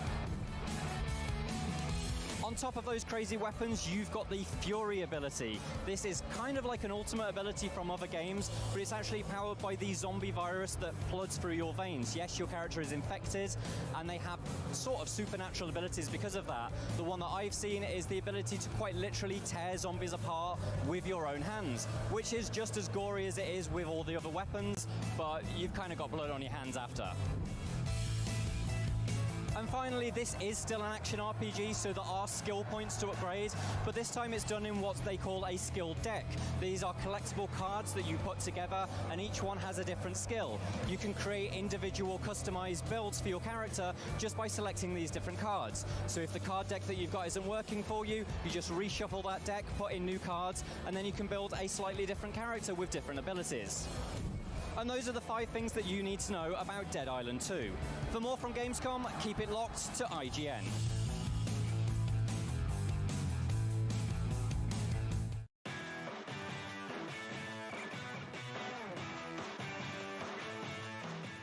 You're watching IGN Live at Gamescom. Signy All Guns Blazing is a brand new twin-stick shooter with stunning graphics, intense gameplay, and honestly, just a really ton of cool stuff going on for arcade shoot-'em-up fans. Here to tell me all about this gorgeous-looking game are Maher Kalandarian, co-founder and CEO of Keelworks, and Richard Jones, development strategy manager for Konami. Hey! Hello. Hi. Thank you so much for coming. This game looks so cool. I'm a big old school shmup fan. When I was prepping for this interview, I remembered that Life Force is like probably my favorite NES game. It's up there. Shmups are amazing. This looks like a brand new spin on this. So tell me how this game came together, because you're adding a ton of stuff to this genre that we've never really seen before. Sure. So we actually are a very, very small team. We started off with only 2 people developing what you see on screen, and then as we got a publishing deal, we grew to still very much a small team of around 8 to 10 people, and we grew up playing shmups as well, and we wanted to do something new, what a shmup that we want to play now, and we kicked on and created something that is good in visuals and gameplay. We have original music and also sound, so just the whole experience was very important for us. And you're building a whole story around this too. True, yes. We come from a film and animation background, so because of our background, story was important for us, but to do it in a subtle way where we don't, of course, interrupt the gameplay. So we have a story going on through the eyes of our pilot and protagonist, Ava, and through cutscenes along the way. And of course, the levels will also tell a story. Mm-hmm. And you're working with Konami on this, and yes. That's a company that's been synonymous with shmups to me since I was a kid. What's that whole cycle like? First of all, I mean, Konami were the perfect partner because, well, not because Richard is sitting here, but also, but also a little. I was like, that was very nice of him to say to you. Yeah, but actually because they understand the genre very well, they also, more importantly, understand what or understood also and continue to understand what we're trying to do with it. Because we're not just trying to make good old shmups again. Right. We're trying to do something that we want to see now that works, and we cannot just put a coat of paint and then call it a day. Mm-hmm. So it needs a bit more than that, and we believe that this is the right way forward. Yeah, it's really interesting that you mentioned Life Force earlier. Yeah. I mean, obviously, one of the things that first attracted us to Signy and to the guys at Keelworks was the fact they are trying to reinvent the shoot 'em up, you know, and it's part of Konami's DNA is right. shooters. That's where we came from. And like you, I think Nemesis was probably my first introduction to shoot 'em ups, and probably to the Konami name itself. I actually realized that like Life Force was called Salamander. That's Salamander in Europe and Japan. Yeah. It's very cool. Now, tell me a little bit about the flow of this game. We obviously saw some, kind of grunt level, ground level enemies and stuff like that. You've also got mini bosses and bosses as well, True. right? So, for example, in this particular level, this is the first level. We have 2 main bosses and 1 mini boss. We also have a crowd system going on. It's not just a kind of a background prop, but it has its own logic, and it plays differently depending on how many of them are alive, how many are dead. For example, in a scene where the boss is coming up, you see the crowd is kind of avoiding the leg of the boss, or other objects or obstacles are on the way. So there is a crowd system logic, so you have help on the ground. And also these tanks that we see will be able to, in future builds, because this is very much in development still, we'll be able to fire up in the air as well, so you have actual battle on the ground, but also help. Now, we've been looking at this game for a few minutes now, and I actually haven't complimented on how great it looks when it's really gets going. Like, there's all these effects happening here, and you basically build this fireworks show out, which is really, really awesome. How important was that to you? What kind of, sort of tech stuff is happening under the hood here? A lot of challenges to start with. It's first, it's very important because of our background, as I mentioned earlier, that we wanted it to be visually very stunning, and the details were very important for us, and that's why we pulled lots of tricks from our own bags to focus on these details. For example, we have a different lighting system there going on, so our characters will always have soft shadows at all times. So, you know, and also, yeah, a lot of technical problems. For example, this is a 3D shmup, as you can see. Right. So we have actual depth going on. We have, for example, here you can see we have kilometers in real life terms on the ground. So how do you then shoot projectiles down and then at the same time have a few meters away air units shoot them as well? You know, so we have also the vertical screen, which has been a challenge as well. So yeah. This is so cool, by the way. So This is like just. Again, like you don't see stuff like this in shmups all the time. Now, like it's not technically like bullet hell, right? That's when things get a little overwhelming. But if you can briefly tell me about difficulty a little bit, how does that kind of work in? Yeah, so I think one of the things was, as Maher said, you know, there is a narrative to this, and we wanted to make sure that players, you know, that aren't superhuman players can actually play this and enjoy this and progress through, enjoy the story like you would have done, you know, in the old days. Yeah. I think shmups these days have gotten very much about the bullet hell and about scores and about that sort of thing, whereas we wanted to, I guess, kind of take it back to the masses a bit and make it a bit more approachable. So there will be difficulty levels. You know, so on an easy level, you know, we expect people to be able to get through, see the story. Obviously, we want a challenge, right? But then, if you want to crank the difficulty up, then there's going to be opportunities for score chasing and that sort of thing for, you know, for the hardcore fans. And they're the ones that gravitate to this genre, so they'll be very happy about that. Thank you both so much. Signy All Guns Blazing looks absolutely awesome. I cannot wait to play it. Keep watching IGN Live at Gamescom for more.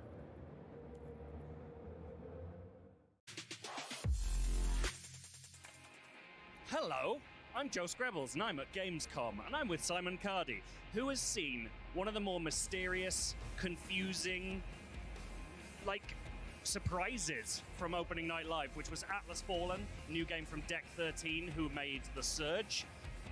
And we saw a cinematic for this, but we didn't see any gameplay. So, crucially, what kind of game is Atlas Fallen? It is an action RPG. It's semi-open world. It's kind of, you know, take it with a pinch of salt, kind of in the vein of a Nier Automata in a way, in the way its world is set up. I'm not saying it's like that game in many ways, but yeah, the setting is Atlas. This is the world, and it has fallen. There's basically this tyrannical sun god who rules over this world, and he's not a nice chap. And basically, the humans' place in this world is they've got to take this essence in the world. So I suppose it's maybe a little like Spice in June, and basically donate it to rituals to the sun god to keep him happy. But what happens is one day your character, he breaks free and he finds this gauntlet just somewhere. I don't know where yet.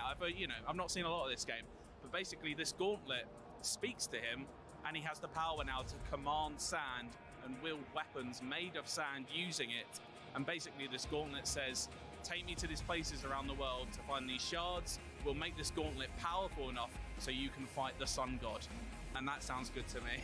I think any action game that has you ultimately aiming to kill a god, it's just a good ending spot for most action games. You talked about the sandy weapons. We saw a glimpse of those in the, not sandy weapons, sand weapons. We saw a glimpse of those in the cinematic trailer. How many weapons are there? What can they do? Like, how do you earn them? I was told about 3 weapons that you can kind of transform at any point and kind of wield on the fly. You know, despite them being made of sand, I'm not going to get too granular with it, but I'm so sorry. There's a sort of a sword whip, which is the first one, which is like kind of quick attacks that helps build up momentum, which I'll speak about in a bit, but also it has the power to crystallize enemies, and that's crucial because then you can switch to weapon 2, which is like a massive hammer, which has a shattering attack, which could shatter enemies that have been crystallized. So you're kind of wielding them, moving them, combining them on the fly. And the third is a big fist, which is kind of strong, quick, but really you only want to use it in one-on-one encounters. It's not good at crowd control or AoE or anything. So you're kind of different horses, different courses, as the saying goes. And what about enemies? We saw, again, in the cinematic trailer, we saw the sort of lion-y dog guys. Are we looking at beasts, or are you fighting other humans? Like, what kind of threats have you got? I didn't see, in the footage I saw, I didn't see any other humans as a threat, but there was definitely monsters. Definitely kind of, I think, taking a page out of, like, the Monster Hunter sort of beastery. There's kind of like, the one main enemy they focused on was like a giant stone crab, who was like a guardian of the sun god, and it's interesting because it's almost like Monster Hunter, but it's almost more like Horizon in the enemy design. Like, instead of just a big health bar, like each part of the beast had a separate like health meter, so each claw had a separate health percentage, and the head had a health percentage, and some of those are mandatory in order to kill the beast, but some of them are optional, and if you get those optional parts down before killing it, you might get bonus loot, which is very much kind of like an idea from Horizon. And you mentioned momentum earlier. What is the momentum system? Momentum is kind of this sort of something I haven't really seen in any other game. I've seen momentum in game, but the way it's used here is the more attacks you do, the more quickly you chain them together. You build up that momentum bar, and it's not like you don't use those like AP for attacks. Like, the further you get down it, there'll be points where you unlock attacks that can be used during that fight. So it kind of encourages you to be aggressive, because the more aggressive and quick you are with your attacks, the more different attacks, more powerful attacks you'll unlock in that encounter, which it'll eventually go back down. But the downside of that is the higher your momentum, the more vulnerable you are to damage. So it's a real like balancing. And from what I saw of the gameplay as well, like the combat looked really smooth. I was really impressed. It was kind of like an even faster paced Monster Hunter in a way. It's a shame they haven't released that gameplay. I really want to see some of this. You also mentioned to me off camera in our lives as friends that there was one more cool element to do with sand that you would love to talk about. Well, a few of us, IGN, are very big fans of skids in games, you know what I mean? This game kind of takes it to a new level. You can sand surf. So that's kind of your main way to get around this world, is just using that gauntlet to surf along the sand at high speeds and then glide through the air. There's kind of puzzles, exploration in the world. So like you upgrade the gauntlet so it can like raise ruins out of the ground to like help with puzzles. Like, there seems a lot going on. Like, this is, I don't know, I'm excited, and yeah, hopefully they show off gameplay soon, because I think it could be very good. I am also excited. I would also like gameplay. This is an appeal to you, Deck 13. Release the gameplay. Show us what you got. But for everything else that we will get at Gamescom, less threateningly, keep it locked to IGN, if you please. Gamescom 2022 is presented by Samsung SSD, essential for gaming.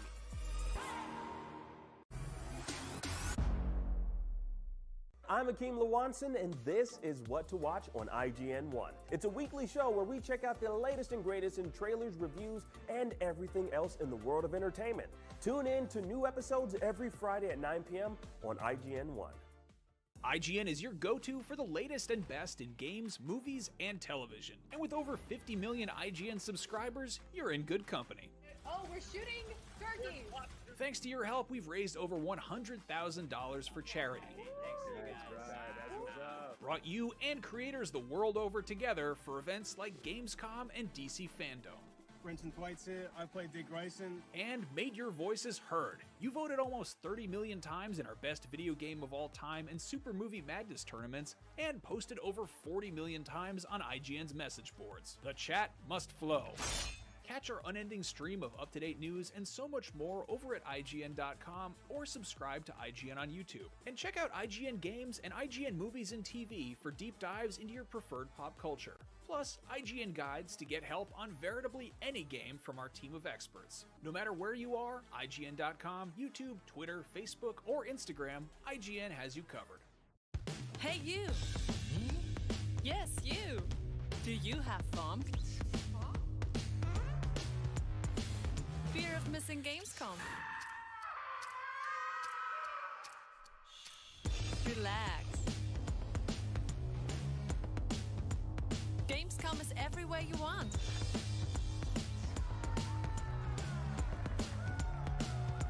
Gamescom now. Register now. What's up, everybody? I'm Stella Chung, and you're about to get your weekly fix. This is the show where we round up all the biggest gaming and entertainment headlines you won't want to miss. Tune into new episodes every Saturday at 12:30 p.m. Eastern and Pacific on IGN1.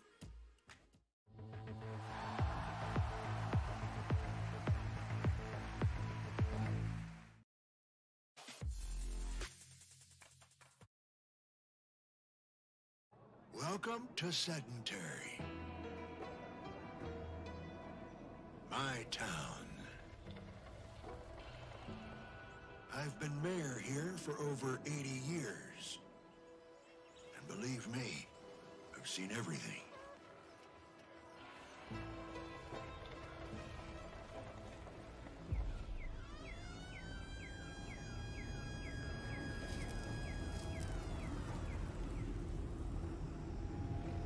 But nothing like this.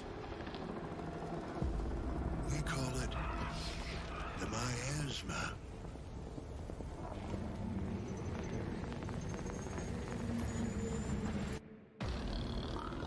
A savage force threatening to rip apart our town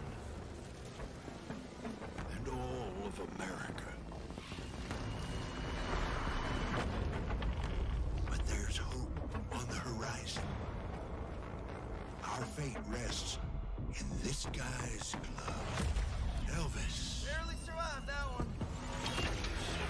A mechanic with big dreams of becoming a hero. If he can only get his act together. Gigs. God damn, I'm good. A kind of big brother to Elvis. And a badass robot that loves to make things go boom. Should you boys be out here alone?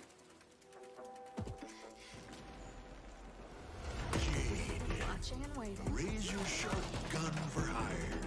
With a mission of her own. And me. Yep. The guy in the jar. As long as we can stand each other, this ragtag group can beat the miasma and save America. We hope.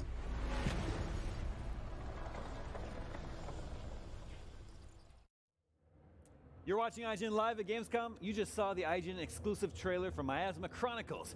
Here to help us chronicle all that miasma, please welcome lead producer Mark Parker and Holly Tormenson, CEO of the Bearded Ladies, the studio behind the game. Welcome to the IGN stage. Thank you. Thank you. Thank you for sharing this trailer for us. The game looks very cool. Am I correct? Is this a turn-based tactics game? Yes, to some extent. Well, the game is based upon a game that we released a few years back, Mutant Year. What we've done in this game is making it bigger and better, but it used the same game mechanics as Mutant did. Okay. Not exactly, though. Not exactly. Not exactly. Well, so we've built upon that. Yeah. Interesting. So what would you say are the key differences between Key differences? Well, there's a lot of things we wanted to do in Mutant that we weren't able to do for scope or for time reasons. And we were able to do that with Miasma by adding a lot more narrative gameplay into the game, more interactive characters, more side quests, more RPG elements, and then we also wanted to expand a lot with our tactical gameplay, stealth gameplay, and other gameplay features that we have we had originally in Mutant as well. So you've introduced 4 characters in the trailer that we just saw. Is it a single-player game? Yes. Yes. Okay. And I assume 4 characters sort of represent different classes or types, or... It certainly does. To some degree. I mean, we do have abilities that switch around between the characters, but most of the characters have a kind of core gameplay experience associated with them, yes. I see. So, 4 named main characters. I'm assuming this isn't a permadeath situation. To be decided. Really? Yes. Interesting. To be decided. We're looking into difficulty options for more hardcore stuff. That's very interesting. What can you tell us about the miasma, sort of like the whole conflict of the game? What more can you tell us about what's happening here? Well, the world of Miasma is set approximately 240 years in the future. It's a post-apocalyptic game, but we wanted to have an old twist on it. So we've got this force called the Miasma. At some point in the future, there will be this thing called the Great Stability, and that is a time of peace and the end of hunger and end of war and everything. And everything's just great and working perfectly. But at some point, this thing called the collapse happens, and that's due in part to the miasma, this mysterious force which takes over the world and also, more importantly, America, where this game is set. Interesting. Elvis has a glove that he wears. What can you tell us about that? The glove is a present from his mother, which leaves him in the little mining town as a baby. And the glove is the key for him to find his mother, and then his adventures expand into different things. So the glove is kind of a key element in the game. Interesting. Yeah, it controls the miasma. Got it. And his mother's left a challenge for him to break through this thing called the miasma wall, and the glove, he needs to learn how to master it before he can be reunited with her. Seems very cool. It's definitely my kind of game. Are we expecting Miasma Chronicles next year? Yeah, it will be released in 2023. I'm looking forward to it. Yeah. Thank you so much for joining us today. Miasma Chronicles will be out next year. Keep watching IGN Live at Gamescom for more. Yeah. All right.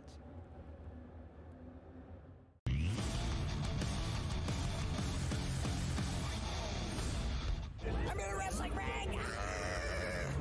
What's up, everyone? Mitchell Saltzman, Rebecca Valentine. We're right here at the AEW Fight Forever booth here at Gamescom 2022 to really talk about AEW Fight Forever, a game that we both kind of played yesterday.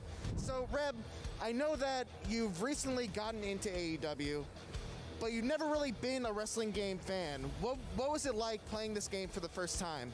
It was definitely a little bit challenging. I've never played a wrestling game before, and it takes some time to sort of get into the controls and understand exactly how to execute the thing that you are wanting to do. And it's a little hard to get that in a demo when you want a little more time with it. But I picked it up, and it was fun. It was fun to sort of be able to embody some of the things that I get to see in the ring on a regular basis. I am a huge wrestling fan ever since I was a child, huge wrestling game fan, and AEW Fight Forever, I think we should be clear about what it is and what it isn't trying to be. This is a game that really goes back to the N64 era, and it's really trying to be a No Mercy on more modern consoles. So it's not trying to be a new WWE 2K game, it's not trying to be simulation wrestling, it's trying to be fun, arcadey action, and I think both for better and for worse, it's succeeding at that. It's a little bit rough. There are definitely moments where the hit detection is off. You'll do it like a combo. The first hit will land, the second and third hits won't, and you'll be in a position where now you're going to take a reversal. So there's definitely some issues to work out, but I think if you're looking for that N64 era kind of golden age of wrestling experience, this might have it for you. Yeah, there was a moment in I think one of the first matches in your demo where you were like on the ropes, like you were almost done, you were down, and you somehow turned that around into a win. It was so cool. We don't have footage of this, and I'm so sad about it. But I was getting worked the whole match, and then I'm Kenny Omega. Adam Cole has me down for the boom. I dodged the knee, get my super immediately from that, hit him with the one-winged angel, and no one kicks out of the one-winged angel. So that moment there was exactly what I wanted from a wrestling game, and it was a ton of fun. That moment was a ton of fun for sure. Yeah, I was yelling. That felt like wrestling to me, and if Fight Forever can have moments like that have me feel like I am watching or there or present in that moment, then that's probably what I want out of a game like that, even if, every single movement isn't exactly where I need it to be. As long as I'm feeling it, that's what matters. Yeah, exactly. So that is AEW Fight Forever. For more Gamescom 2022, keep it here at IGN.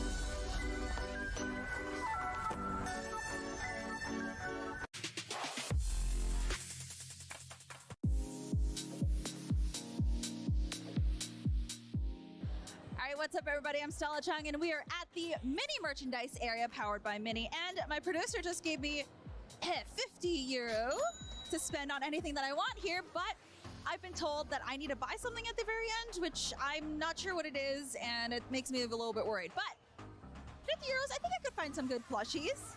Yeah, let's go figure out what I can buy.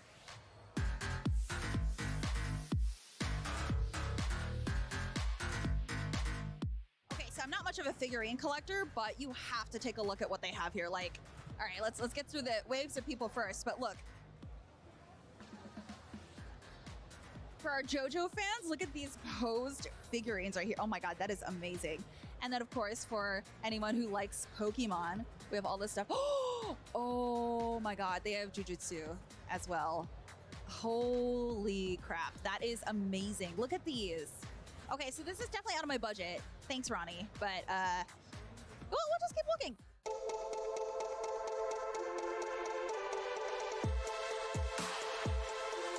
Okay, the one I want to go to is a little bit busy, but... Sushi cats! Oh my God. Oh, they're $30, so that would leave me with $20 left. So... 20 euros!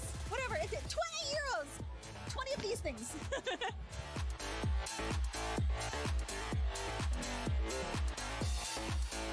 Okay, so I found some keychains that are 5 euros. So these are pretty cute. Actually, I kind of want to get one from Mark Medina. He's one of our gameplay guys. He absolutely loves Mario, so I might get one of those for him. I didn't think about it though. Do you think he would like Yoshi or actual Mario? This one? Mario. All right. Apparently this one. So I'm going to go ahead and get this one.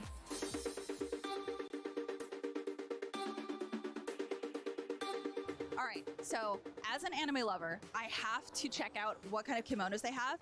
I see that they have Demon Slayer. So I'm going to look at what all they have because I think I actually might buy this. It's 30 euros.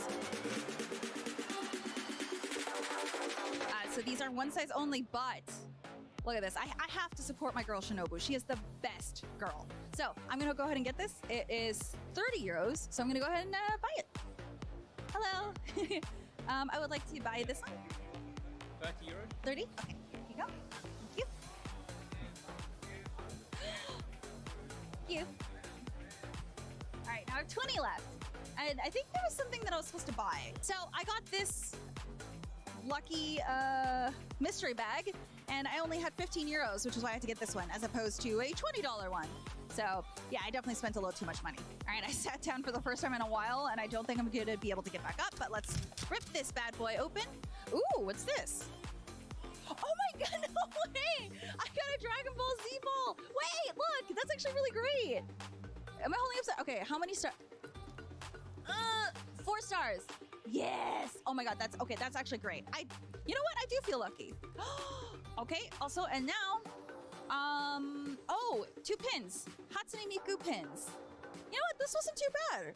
All right, so I got a Shinobu kimono, and I got a Mario keychain for a friend, and a mystery gift bag that actually ended up being pretty cool. I got the 4-star Dragon Ball, and I'm definitely going to put that on display. So yeah, that about does it for this bargain hunt.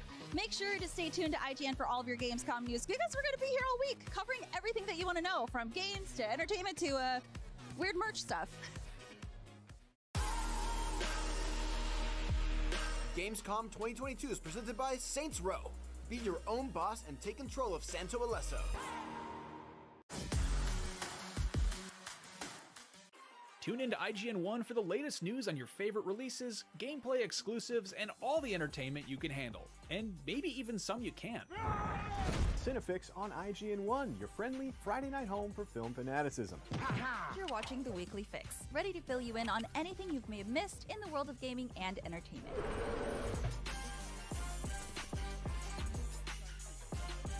Find it all in one place on IGN1. They turned into a network. Who knew?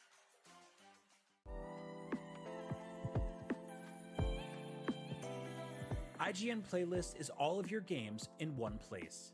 You can build your library and discover new games. Create and follow playlists from friends. Access guides for what you're playing. And rate and rank the games you love to share with the world. available free with your IGN account. It's for players, no matter where you play. You're a busy gamer with plenty to play. Not a lot of downtime, but you still want to keep up with the latest gaming news? Fret not. No matter where you like to play, PC, PlayStation, Nintendo, Xbox, I've got the headlines you need to know about. When Half-Life 3 is announced, it'll be on the Daily Fix. When the Switch Pro is announced, you'll be the first to know. And when that big game you just can't wait for is delayed, yeah, I'll have that news too.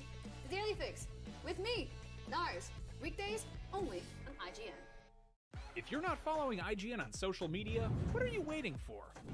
We're constantly updating our feeds to bring you the latest news, gameplay, custom original content, memes, the best user-generated videos and art, and a whole lot more. Be part of the conversation throughout the year.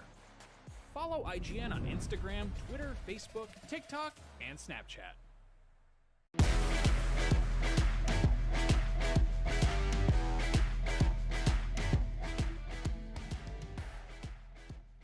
Shop platform is the preferred online destination to find and purchase digital experiences and for users to engage with each other. Millions of gamers count on Shop every month for a seamless purchase experience when buying game credits or vouchers. No registration or login is required, and purchases are added to the user's game account instantly. Let's take a look.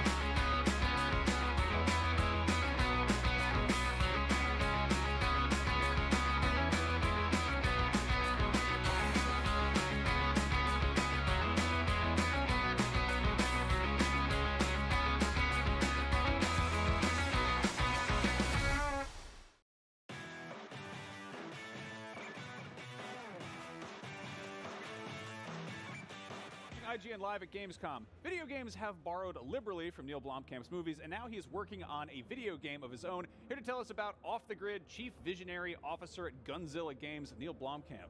That is a killer title. Yeah, dude. I know, it is great. It's quite an excessive title, but I'll take it. Yeah. Nice. Now we have an exclusive look at the game that it looks pretty sick. Can you tell us a little bit about what it is and what's going on? Well, what it is it's a multiplayer shooter. It's a third-person shooter, and you know, it's a dystopian cyberpunk setting. So it's something that feels creatively very personal to me. And we're going to try to do something interesting, which is build enough of a world and enough of a sort of a background and sort of lore to everything that we're going to attempt to try to inject some narrative from that into a battle royale, which is going to be difficult, but hopefully we succeed and we inject a bit of narrative into something that is as un-narrative centric as a battle royale. Now, obviously in many of your movies, things have kind of gone awry for society, to say the least. Is that's obviously what's happening here? Tell us a little bit of sort of the world building here. Like, how did we get here with these characters? That space elevator is the world's first space elevator in the lore of the game, which is built on an island in the Pacific. Mm-hmm. So it draws huge amounts of resources to it as they start bringing down minerals from asteroids. And so you end up with mega corporations, like a kind of a Blade Runner sort of Tyrell Wayland kind of mega corporation influence over a tropical island. And this age-old idea in cyberpunk of mega corporations being more powerful than governments. Right. This game would take place at the moment that power balance is shifting, which is pretty interesting. So it's with the wealth of something like a space elevator, with mega corporations fighting over the wealth that it provides, and kind of global governments getting involved to try to be part of that party. You have the moment that would tip it into more of a Tyrell Wayland sort of future, where the governments have basically lost in their ability to control Earth, and it's moved into a dystopian corporate environment. That's when the fun stuff starts happening, obviously. Yeah, it's fun all the way. Now, you're collaborating with Richard K. Morgan on this, right? Yeah. Can you talk a little bit about that process and sort of how it is to work on this with him? It's pretty awesome. I mean, I was, it was probably about a year and a half ago that he just he emailed me, and he was like, I never met him before, and he said, I'm working on this game with Gunzilla, and one of the references that he named was Elysium, and he was like, there's a lot of stuff that I think you would find interesting in the game. Do you want to come and speak to us about maybe being involved? So the idea of the island, the idea of a battle royale, all of these things were sort of set in place, but he brought me over where I went to Kiev, because Gunzilla is a Ukrainian company, so I went to Kiev and I went to Frankfurt, which is where the two offices are, and I met everyone. I met Vlad, who's the CEO, I met Scott, who's, head of design, and I kind of, and then began working on it with Richard in terms of like throwing ideas back and forth narratively, and we just sort of fleshed out this pretty dense science fiction playground, and now we just have to make the audience hopefully like what we've built. Now, we're seeing a lot of like just incredibly cool weaponry and, just arms, mechanics and stuff like that. In terms of pitching those, do you get to come into the dev team and just be like, hey, I want like this grappling hook that shoots off of this guy's half an arm? How does that happen? Or like, yeah, I want a sword. Yes, it's some of it is a combination of me learning how games are made and kind of understanding how it's much more of a flat hierarchy with the way that all of the different departments work. But I definitely will throw ideas in terms of cyber limbs, weapons. But a lot of that stuff was there. The grapple hook arm was one of the things. I mean, that's also in Apex and stuff. But there are other weirder ones that are newer. But definitely, I'll throw ideas in the mix. Vlad will throw ideas into the mix, and then there's a whole bunch of sort of ideas that are generated through artwork too, right? Like you see a piece of art, you don't necessarily know what its function is, but you're like, okay, that could become this. That's awesome. So it does feel very creative. I mean, it's kind of what I've always wanted to do in a sense, like outside of film, where coming from visual effects, I've always been obsessed with three-dimensional environments that are computer generated that audiences can experience and sort of drop into. Right. And with sound design, it's like that's what games are. So the framework that Gunzilla has built with a large amount of artists that can pull off something pretty awesome, it feels very creative and very cool to me to be able to come in there and be part of the team that helps realize an entire island that is basically a place that you can experience. It's so awesome. Yeah. Nice. Now, one last question. You are also working on a video game movie, but it's not one people are expecting. You're doing Gran Turismo. Yeah. Can you say anything about that? I love cars. Which is the summary of that. I really love cars, and I got sent the script, and the script is awesome, and it's a very natural way to use Gran Turismo. It seems like it wouldn't make sense how to make a film out of that, but when you see the movie, it will make sense. And I get to hang around cars, which is cool. So it's I gotcha. Yeah. I see what you're up to. Yeah. Well, Neil, thank you so much for joining us. I'm dying to learn more about Off the Grid. It looks sick. Off the Grid releases in 2023, which gives you plenty of time to marathon the movies that he made. They're cool movies. And maybe learn some self-defense tactics, to hold your own on a dystopian tropical island, whichever is easiest. Keep watching IGN Live Gamescom for more.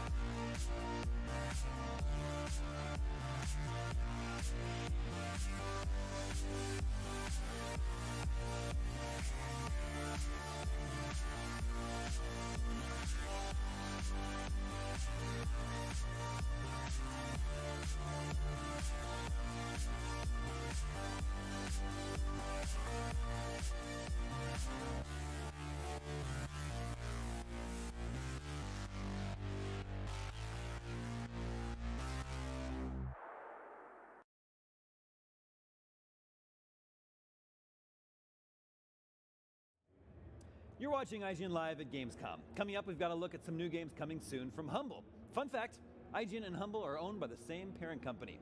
You might think that means we get sneak peeks of what they're working on, but we don't. So I'm just as curious as you are to see what they're doing. Let's take a look.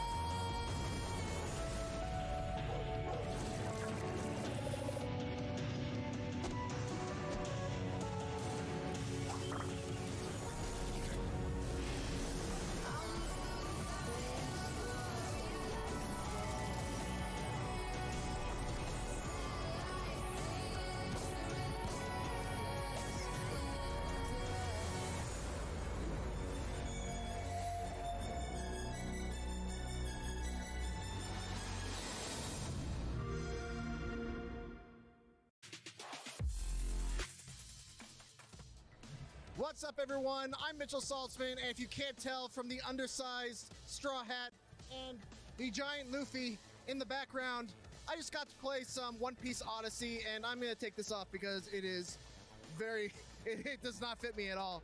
But yeah, One Piece Odyssey, this was, so just real quick, this was the same demo that people got to play at Anime Expo, so it is a little bit old, but it was my first time getting to play it, and I'm such a huge One Piece fan, I couldn't leave Gamescom without getting my hands on it. My main takeaway from playing One Piece Odyssey is that I think JRPG is kind of the perfect genre for One Piece because of the fact that One Piece is an anime that is so based around camaraderie and, you know, the feeling of friendship between all the crew members, and that's something that really comes across in One Piece Odyssey. One of the really cool things about the battle system is that everyone can kind of fight at the same time. You're able to have four active players in the battlefield. They can get split up, but they all kind of fight together, and then everyone else kind of goes into this reserve. And the way it works is that there is a wheel of kind of like priority or weakness, basically, there where power beats speed, speed beats technique, and technique beats power. So if you're in an area and you have Luffy and Sanji, both power characters, but you're facing off against an enemy that has a technique type, you can then switch off one of the characters with someone like Usopp, who is able to deal more damage to those technique kind of characters. So it's actually a really smart system. It's also the kind of thing that doesn't really demo super well here at Gamescom because regardless of whether you're fighting with a type advantage or not, enemies kind of die in one hit. But as a proof of concept, I think it worked really, really well. The other really cool thing is that there are dramatic battles, basically, or dramatic moments where what happens in a cutscene that leads into a battle affects that battle. So, for example, there was a fight where Usopp, in his, like, you know, his false sense of braveness, walks up to these penguins who are not hostile, but as Chopper indicates, they're not hostile, but they are hungry. So, you know, they beat up on Usopp and they go into a battle, and when you're in the battle, Usopp is paralyzed and surrounded.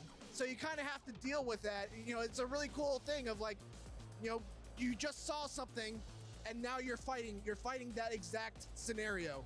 And then there was another situation where you're trying to rescue Nami, and you get to her, and she's like, you know, when the battle starts, she's kind of rough and, you know, off on her own, so you have to heal her up really quick. And then once you do that, you get kind of like a party advantage. So it's a really smart way of, you know, giving a little extra goal to every battle.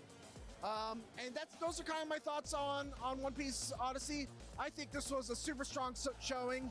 The banter between the characters is really, really strong. It didn't get annoying. You know, that's one of the things that I think is a fine line to walk, where you want to have that character banter to really, you know, feel how close these characters are, but you don't want it to get too overbearing and just, you know, just constant, you know, chatter. So I had a great time. That's all for me. For more Gamescom 2022, keep it right here on IGN. Gamescom 2022 is presented by Samsung SSD, essential for gaming.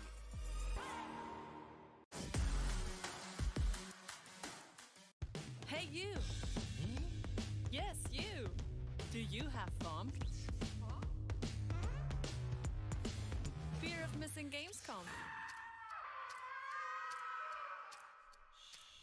Relax. Gamescom is everywhere you want.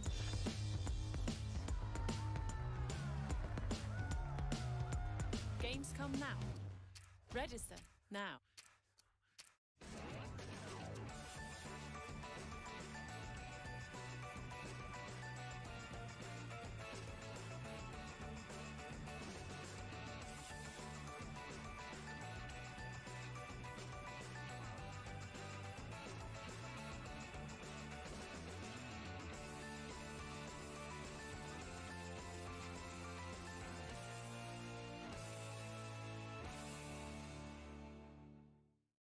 In a world with non-stop news about Marvel, Netflix, and Star Wars, you need a show with accurate reporting, hard-hitting commentary, and me.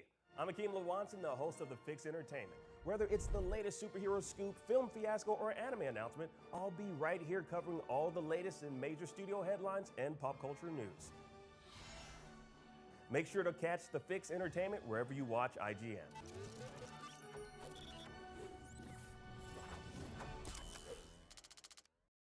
Tune into IGN1 for the latest news on your favorite releases, gameplay exclusives, and all the entertainment you can handle. And maybe even some you can't.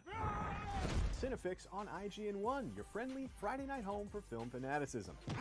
You're watching The Weekly Fix, ready to fill you in on anything you may have missed in the world of gaming and entertainment.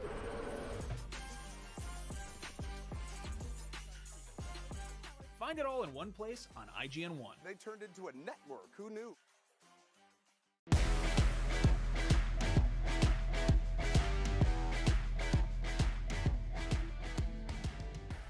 The First Descendant is Nexon's new co-op action RPG shooter made in Unreal Engine 5 that transports players to a sci-fi world where they will unravel the secret behind the Descendant's power across various missions and raids in single-player and multiplayer. Let's take a look at what's in store for players during the First Descendant Steam Beta coming this October.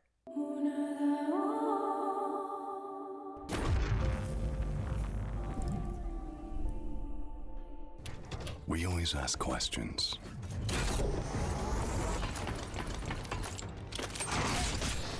What is it that actually exists? Where does the origin come from?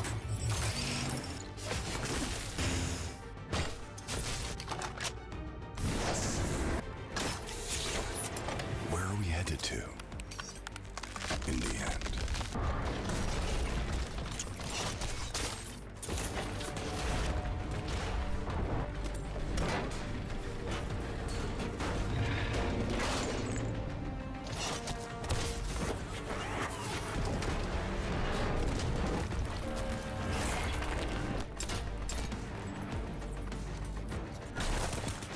If you feel confused,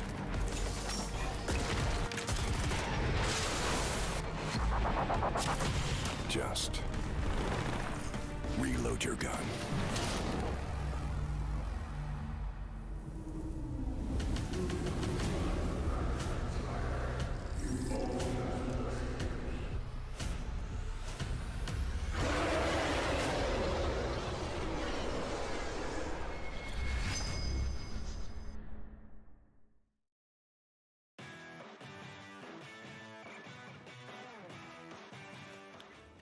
You're watching IGN Live at Gamescom 2022. Hey, you! You! Yeah, we're talking to you! You! Don't just watch Gamescom, be a part of it! Yeah! Dive into the Gamescom-verse for yourself with Epics. Do it. Gamescom Epics is a community treasure hunt happening on Gamescom's official site throughout the show. Complete quests and help Epi in his fight against the evil bugs to win attractive prizes. Collect experience points, level up, and win rewards. Gamescom Epics, check it out with the QR code below. Now, if you like games and you need some help keeping track of them, or you want to make a list of your favorite games, your least favorite games, the weirdest games, the funniest games, the shortest games, or really just any list of games, check out IGN Playlist. It's a brand new tool from IGN that lets you build and view curated lists of the games you love. Head on over to playlist.ign.com and get started. Damon, do you know what the shortest game is? What's the shortest game? It's Catch.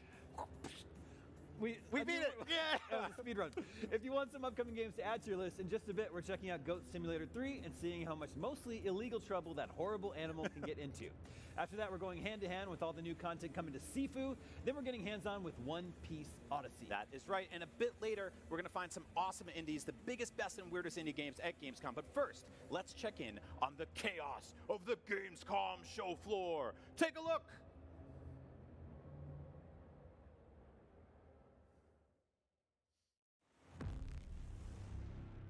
Okay, so we're about to start rehearsals and day number 3, but so I was on the official stream and look at how many people saw it and stuff. Like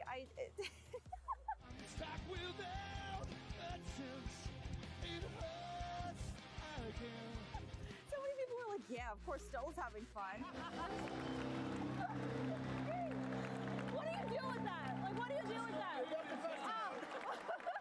There's so tweeted photos, and like the official live stream showed the moment too when he approached me. Oh my God, I still can't get over last night. Like I'm surprised I still have my voice because I was screaming so much.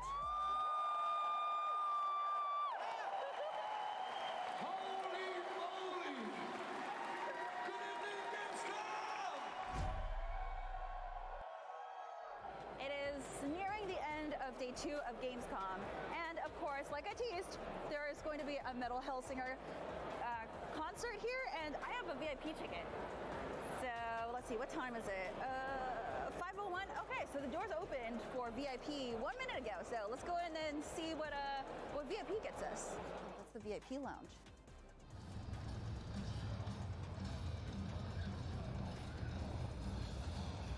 Wait, you actually get to play the demo too? Okay, that's pretty great. I'm definitely gonna have to play this.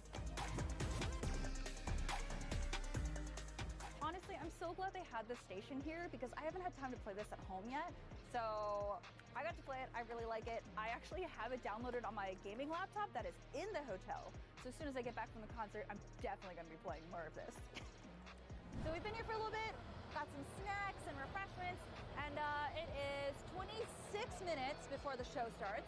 There's a little countdown there, and we're super excited. Can't wait for it to start. Obviously, I'm going to stay here so that I don't lose this place, but yeah, it's filling up.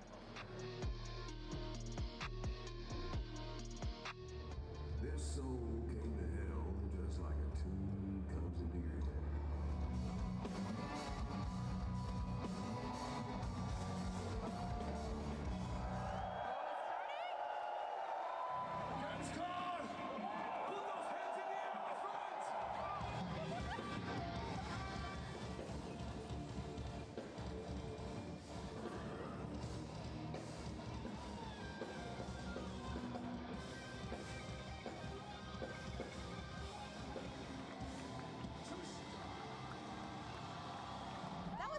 That was so cool. Seeing all of them perform together was incredible. Oh my God, such great energy. Also, the first singer that came up to me, I didn't know what to do, but that was so much fun.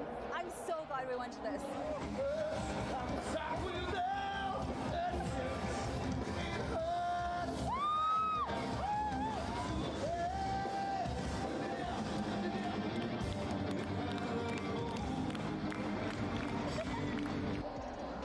Gamescom would have such a cool concert.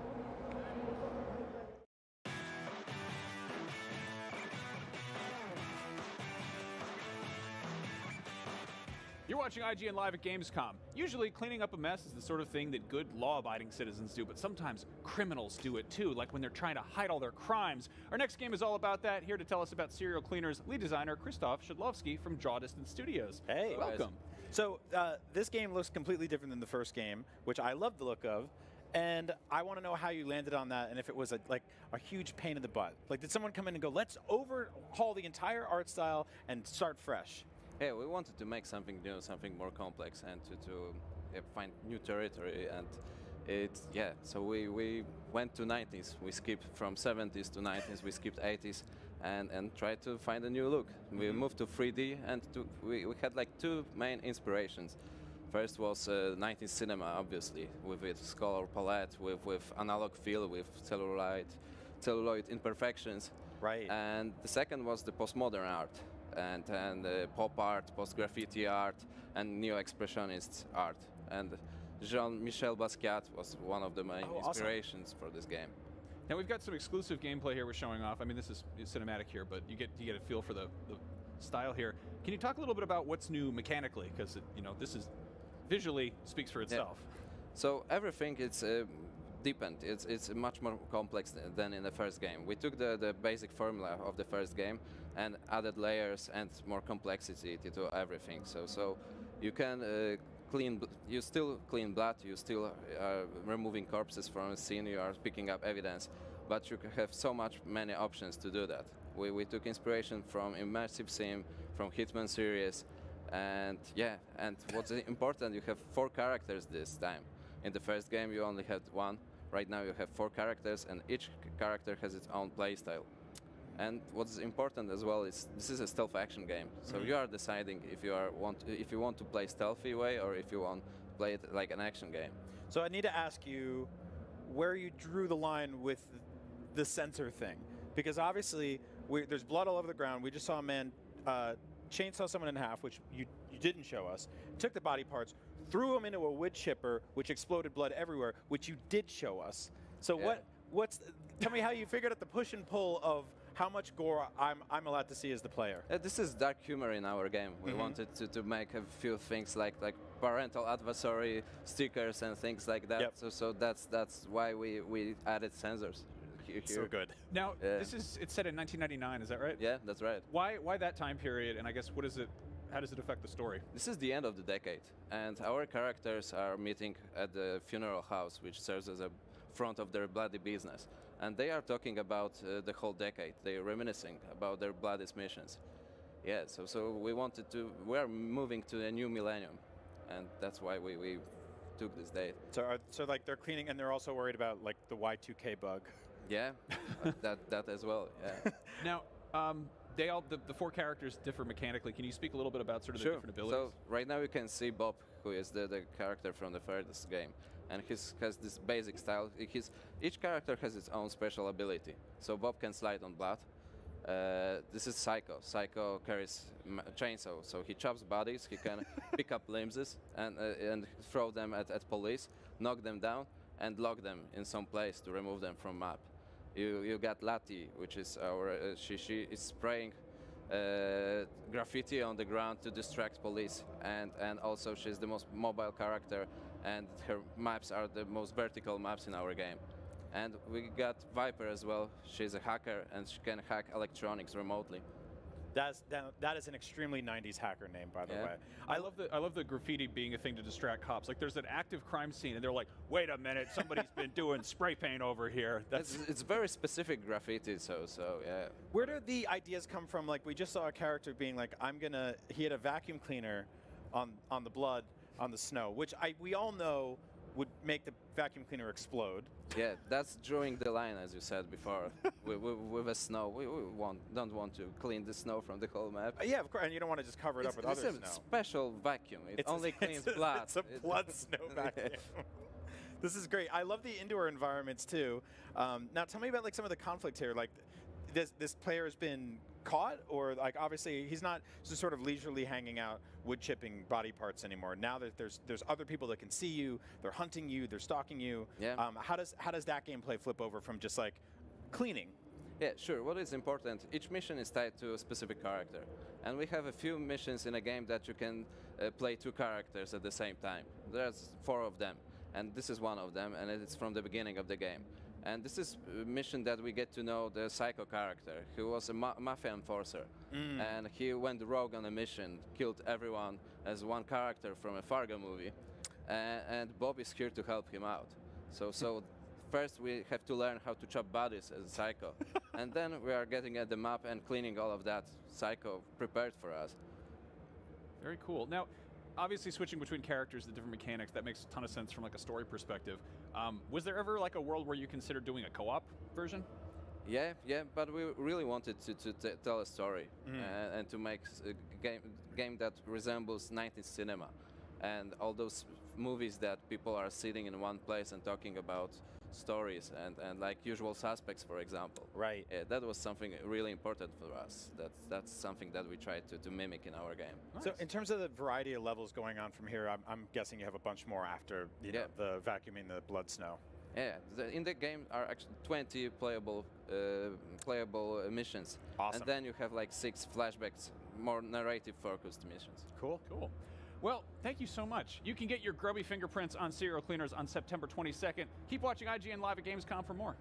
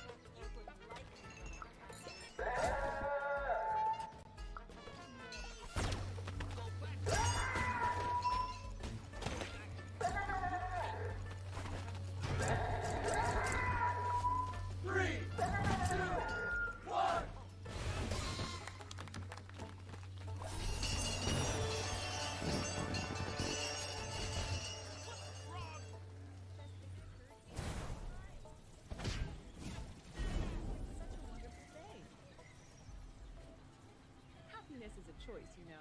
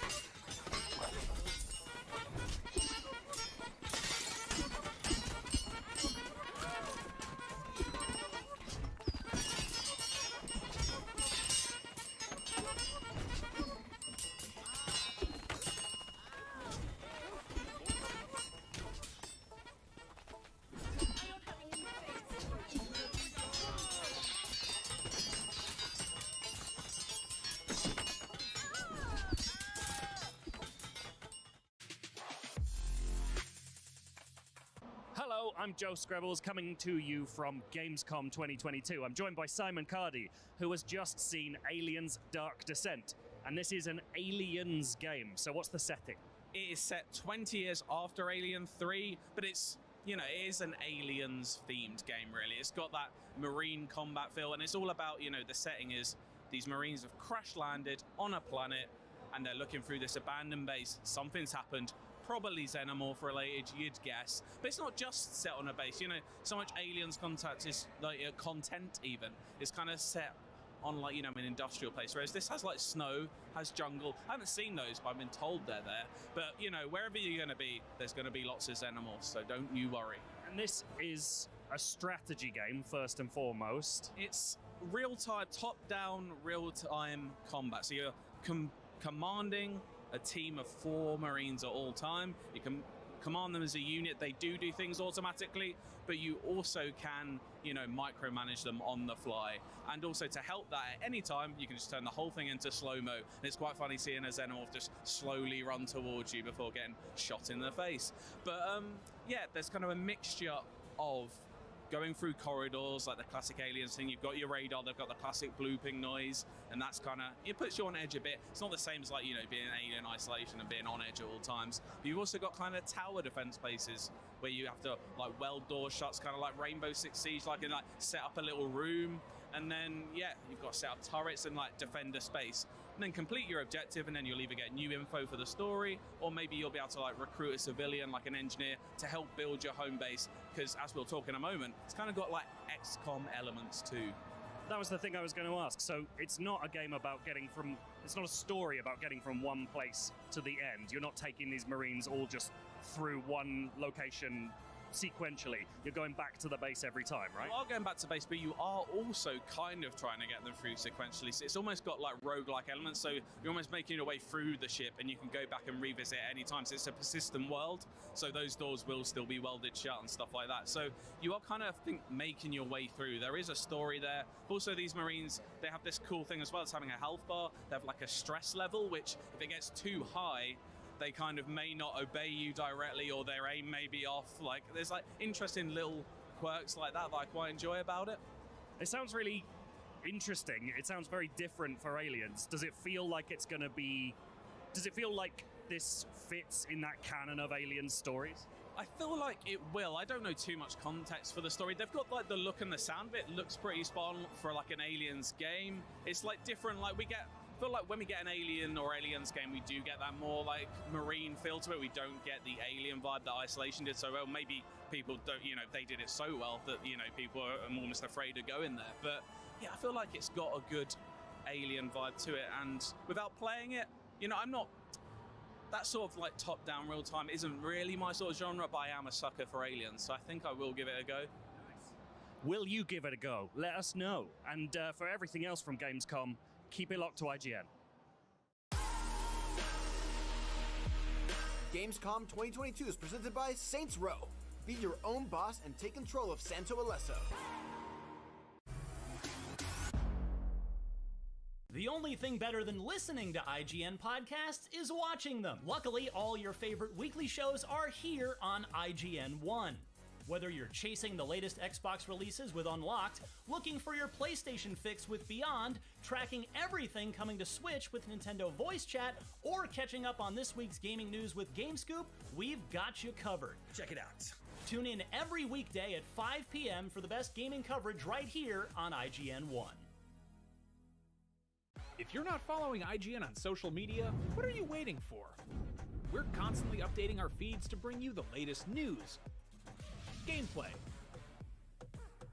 custom original content, memes, the best user-generated videos and art, and a whole lot more. Be part of the conversation throughout the year. Follow IGN on Instagram, Twitter, Facebook, TikTok, and Snapchat. Everybody loves watching a speedrun of their favorite game, but what if you got a chance to peek into the mind of the developers behind those games as they watch their hard work get completely destroyed right in front of them? What is happening right now? That's exactly what happens on every episode of Devs React to Speedruns. We invite you to ride along with the developers as they watch, react, and enjoy some of the craziest gameplay by the most skilled speedrunners on the planet. Tune in every Saturday for a brand new episode.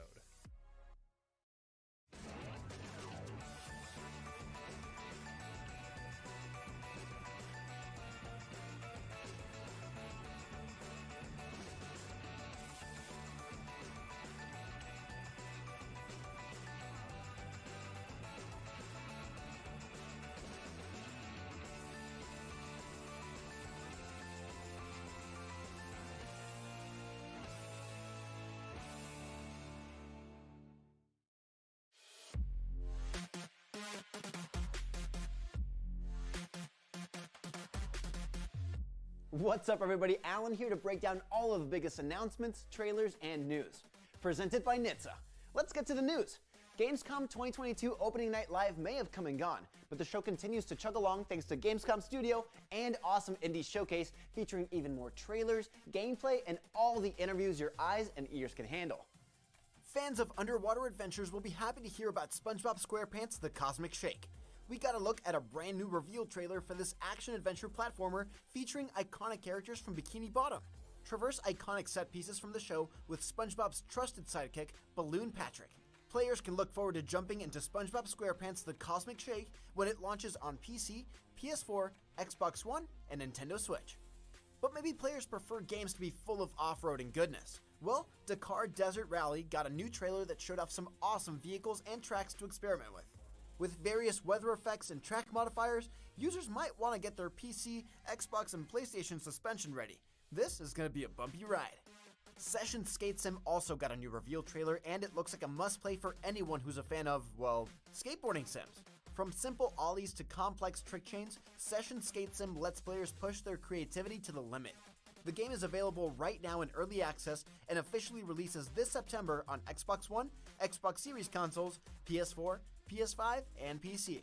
Finally, Eiyuden Chronicle 100 Heroes also got a new trailer.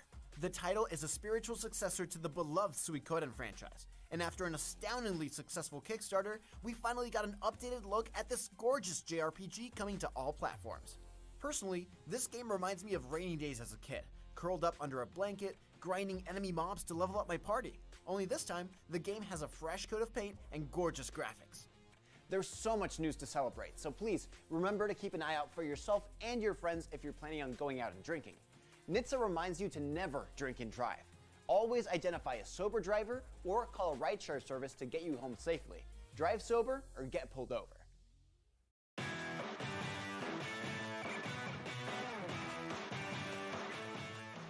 You're watching IGN Live at Gamescom. Sometimes video games have incredibly vague titles that leave you guessing what they're about, and other times, well, you can kind of guess. Here to tell us about Vikings on Trampolines, a game about Vikings on trampolines. Please welcome game designer Joe Madsen and art director Simon S. Anderson from D-Pad Games. Gentlemen, thank you for coming by. Oh, it's a pleasure to be here. So why are the Vikings on the trampolines? Okay, that's a really interesting story. So this guy made this game when he was 14. So technically this game is about 20 years old, I would say. So you wanted to make it for your sister, was that right? Yes, my little sister and I, we used to play a ton of games together. I'm very competitive. So we played GoldenEye 64, Mario Kart, Smash. We tried them all, but every time we played, she would play about 5 minutes and then give up. Controllers were too hard, buttons, she didn't want to learn anything. So I decided to make a game where you only use the joystick, and that's how you play the entire game. And of course, he had a bit of a problem with that because he wanted little units to be walking around. Right. Couldn't figure out how to animate that, so he just put trampolines everywhere. Yes. So that's how we ended up with that, and he showed it to me about 10 years ago, and you know, he said, "Oh, this is a strategy game." No, this is not a strategy game. So we changed it to where it was a lot more fun to sort of just knock each other off the trampolines. And we're looking at some exclusive gameplay here. Can you sort of tell us what's the gameplay loop right now? Like, what's going on? Okay, so this is the versus mode. Essentially, you are Vikings. You try to stay on the trampolines and get everyone else off the trampolines. You try to get on top of everyone else and just kind of knock them out. At the same time, you have power-ups. And of course, since everything is just controlled with the one stick, you don't really have to learn anything. All the moves that you use are either up, down, or you have a little flutter thing when you press up. Yeah, so you have a couple of moves. Right. You can do a little flutter in the air, like Joshi, and then if you press down, you do a downward attack. And because it's so accessible, we managed to have people as young as 6 years old be able to beat us with this. We can just hand them a controller and they figure it out. That's when you know you've made a good game, when a 6-year-old can kick your ass. Yeah. Now, how did this get to a point where you're like, this is working, this is fun, it's clicking, people are coming in and playing it? Like you mentioned, you know, this is obviously something that this feels like a party game, right? Like you want to get groups of people together. When you were playtesting, when were you like, we're there, we found So day one. Really? Yeah. So what we've been doing lately, because you know this was supposed to be a multiplayer brawler game, we hit the pandemic and we decided people aren't really gathering anymore on their couches, so let's add an entire adventure mode. Yeah, part of the idea, because we've been touring this with our previous game Owlboy for years now. Yeah. And we know that this thing works, but how do we present this in a different way so that you can play it by yourself? So we made the adventure mode. You can play it single player or you can play it 4-player, and that is co-op. And then we added a little extra mechanic. Instead of bumping each other off, the Vikings are now also trampolines. So you can bounce off each other and help each other sort of defeat these minigames. And also, what you see on the screen right now, giant bosses, because we have to have those. That's amazing. So what I think is fascinating here is the game itself is a byproduct of limitations. And then the fact that you're publishing is, again, a byproduct of the pandemic made you do it. Was there ever anything you tried to add that was just overcomplicating it? Did you ever catch yourself kind of throwing in too much that sort of... Actually, yeah. There was a moment because, you know, you have competitive brawlers in general have pretty intense ways of controlling your character. There's a lot of complexity to how you move around. At one point, we did add that flutter move, which allows you a little bit of fake out when you're moving around. But there was actually a moment where we were sitting there considering, like, should we add button prompts? Should we add it so that you can do special moves every once in a while? Right. But we managed to keep it consistent with our design goals. So now the entire game, both the menu and the fights and everything else, can be controlled with just a one stick. So if you hand someone a controller, don't need to explain anything. No. Now, I love looking at this game. I can't wait to play it. What inspired the art direction? Because it's obviously got some 16-bit action platformer DNA here, but there's a lot more going on. Like, things get pretty painterly. These bosses are very big and over the top. There's stuff that you couldn't do on old Super Nintendo hardware or something like that. Yes. So Simon is a renowned pixel artist at this point. We are trying to push pixel art as far as we possibly can. And part of so our previous game, Owlboy, the entire idea for that was, how can we create a game that looks as good as possible and actually works in the framework of a pixel art 2D game? Now, I felt like we did really good with that one, But part of the challenge then is, okay, how do you go even further than that? Right. So I thought, okay, giant vistas, the same quality as the old classic fighting games, but also we need every single character to have a full expression of motion and emotion, which is kind of hard to do when they're moving at like 300 miles per hour. Right. So do the separate Vikings have different characteristics or traits, or is that just a cosmetic? they are exactly the same. So we've made it so that roughly, depending on how their design is, their hitbox is exactly the same, and we want it to be that if someone picks up a player, then you won't have any sort of bias to who you're picking. Like, everything works. I feel like there's going to be sort of a placebo effect, like people who think different M&Ms taste, separate. Like I don't like They the red don't taste different? It is actually that way in the office, because the second player usually is the yellow one, and of course she has that really aggressive face, but she was the one that we tested our AI on, and we still can't beat that one. So whenever I see yellow, it's like, oh no, she's the difficult one.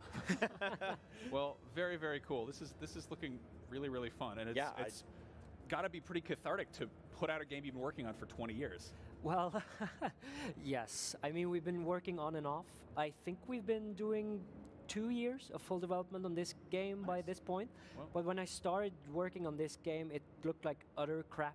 So a big thanks to Simon. Nice. I tried my best. Yes. Well, your sister's going to play this now, right? She beats me every time. Yes! That's awesome.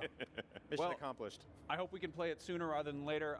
Vikings on Trampolines is out sometime soon. In the meantime, please do not attempt to recreate anything you just saw, because those pointy hats might poke out an eye, and then you wouldn't be able to watch the rest of our Gamescom coverage. So please keep watching IGN Live at Gamescom for more.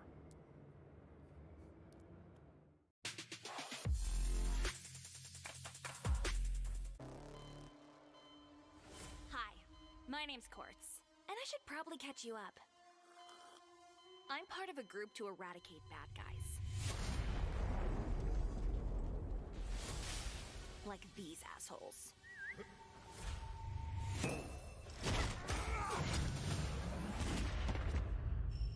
Enough said. Meet the team. Show me something good. Bungie. Dr. Aso, he's our mad genius. That's Mika. She runs this gang. And then there's Grave. Yeah. We're fighting the Seed, led by the witch, Big Wushen. The evil Taranti. The katana-wielding Yensen. Let me finish him. And lastly, Gonpo.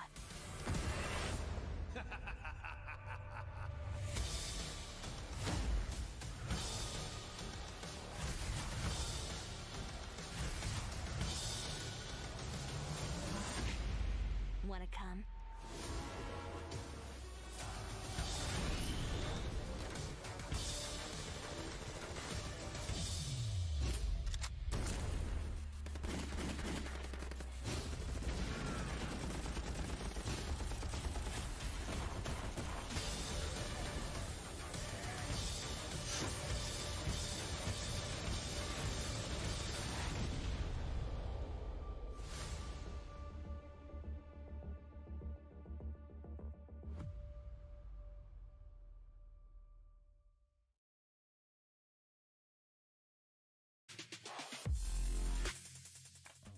Hello, I'm Joe Screbbles. This is Red Valentine. We have both been lucky enough to play Pentiment, the new Xbox exclusive from Obsidian of Fallout New Vegas and all the other games fame. Pentiment feels very different, and we were kind of both talking about the fact that this game seems to strip back so much of what Obsidian's done with RPG storytelling and kind of turn it into more of a straight, piece of interactive fiction. Do you think... Is this them, building on their history in that area, do you think? Yeah, maybe a little bit. I think it's honing in. It's zooming in on one specific aspect that they do very well. It's very... There's been a lot of conversation over the years about what it means to have choice in games and how that should actually make a player feel. And I get the sense from Pentiment that choice is going to matter in a very different way than we are used to it mattering, if that makes sense. It's less about finding a specific ending and more about how your choices shift your perspective and the information that you have about the situation, and then how that turns into reactions that you take to that. I think the interesting thing about that is it's so clearly not a game about stats or success in like encounters, and it's really about exploring, meeting people, and crucially I think is the choices you make at the start of the game. You choose what kind of a person you are. Can you talk about the version of Marla, the artist, that you made at the start? Yeah, so I was able to select sort of the things that he studied in school, and I made him a logician, so he's very good at logic and factual thinking. So he was really good at persuading people and really good at making convincing arguments. And then you could also pick sort of his like final years of study. You could pick the law, you could pick theology, you could pick, I think, biology was the third one. And I made him a theologian, so he was really knowledgeable about the church. And then in my, I didn't have stats per se that I could, increase or decrease, but then in my subsequent interactions, I had different paths I was able to take through those conversations based on those things. I was trying to convince this woman who was very upset at the church to give me some information that I needed, and I had options to make theological arguments, which obviously did not work very well on her. In my version, so I took a different path. The game is about, or at least at the start, is about a murder mystery of sorts, and my guy went to examine a body, and I kind of knew that was coming up, so I purposely chose him to have that biological medical background because I thought, oh, this is going to open up a bunch of different things. I also made my guy a hedonist who just loves having a crazy good time, and so when I went in, we started examining this body. There was like this beautiful element of it's not that beautiful actually. It's drawing the injuries on the corpse, but it's done in like this amazing like notebook like pencil sketch style. And as you're talking, the notes, the drawing gets like more and more detailed. And so I went in going, oh, I'm going to talk about all the medical stuff. And then the topic of syphilis came up, and my guy was like, I'm a hedonist, I know all about syphilis, which was kind of amazing. But more amazing was that once that dialogue option came up, it then went into my medical background, and I could talk about the disease and its symptoms and that kind of thing. And so it feels like these choices aren't just offering you like, hey, every so often you'll get a hedonist option, or every so often you'll get a medical option. They can dovetail into each other, and it feels like you could legitimately maybe have 3 or 4 like strings of stuff if you've got the right traits. And I think that's the really exciting thing. Like you were saying, this isn't a game that seems to be aiming for like better endings or anything like that, but the journey you get feels like it could alter so much based on those stats. Like, where do you think this is going with that stuff? How deep do you think that's getting from your playthrough? So the thing that they promised in sort of the announcement of this game is that it's a murder mystery where you may never find out who the murderer is, but your perspective and your journey will sort of inform who you end up accusing of it or who you think deserves to be punished for it. And I can already tell just sort of based off the different kinds of, because it didn't seem like I had a necessarily a pass or fail state in my conversation with the woman who I was trying to get information from. So I think depending on the different information you have, the different encounters you have, the different people you meet, and your background, you can't min-max this. You can't like do the entire game and get every single piece of information and then get a right answer. My playthrough seems like it's going to be very different than yours, and just solely based on our perspectives and the story that we choose to tell. That is a little slice of Pentiment. It's out very soon. It's on Game Pass. It will be very easy to get to. I think that's going to be a big part of its appeal, that people will just get to go and try out something that they might not ever have looked at otherwise. We are surely going to cover more of it on IGN, and we are going to cover way more from Gamescom as well, so keep it locked for the rest of this weekend and beyond if you want to. Gamescom 2022 is presented by Saints Row. Be your own boss and take control of Santo Alesso. I'm Akeem Lawanson, and this is What to Watch on IGN1. It's a weekly show where we check out the latest and greatest in trailers, reviews, and everything else in the world of entertainment. Tune in to new episodes every Friday at 9 p.m. on IGN1. IGN is your go-to for the latest and best in games, movies, and television. And with over 50 million IGN subscribers, you're in good company. Oh, we're shooting turkeys! Thanks to your help, we've raised over $100,000 for charity. Brought you and creators the world over together for events like Gamescom and DC Fandom. Brenton Thwaites here, I play Dick Grayson. And made your voices heard. You voted almost 30 million times in our best video game of all time and Super Movie Madness tournaments, and posted over 40 million times on IGN's message boards. The chat must flow. Catch our unending stream of up-to-date news and so much more over at IGN.com or subscribe to IGN on YouTube. And check out IGN Games and IGN Movies and TV for deep dives into your preferred pop culture. Plus, IGN guides to get help on veritably any game from our team of experts. No matter where you are, IGN.com, YouTube, Twitter, Facebook, or Instagram, IGN has you covered. Hey you! Yes, you! Do you have FOMC? Fear of missing Gamescom?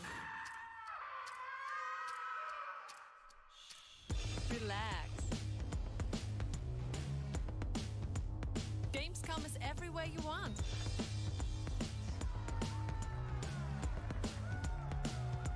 Gamescom now. Register now. What's up, everybody? I'm Stella Chung, and you're about to get your weekly fix. This is the show where we round up all the biggest gaming and entertainment headlines you won't want to miss. Tune into new episodes every Saturday at 12:30 p.m. Eastern and Pacific on IGN1.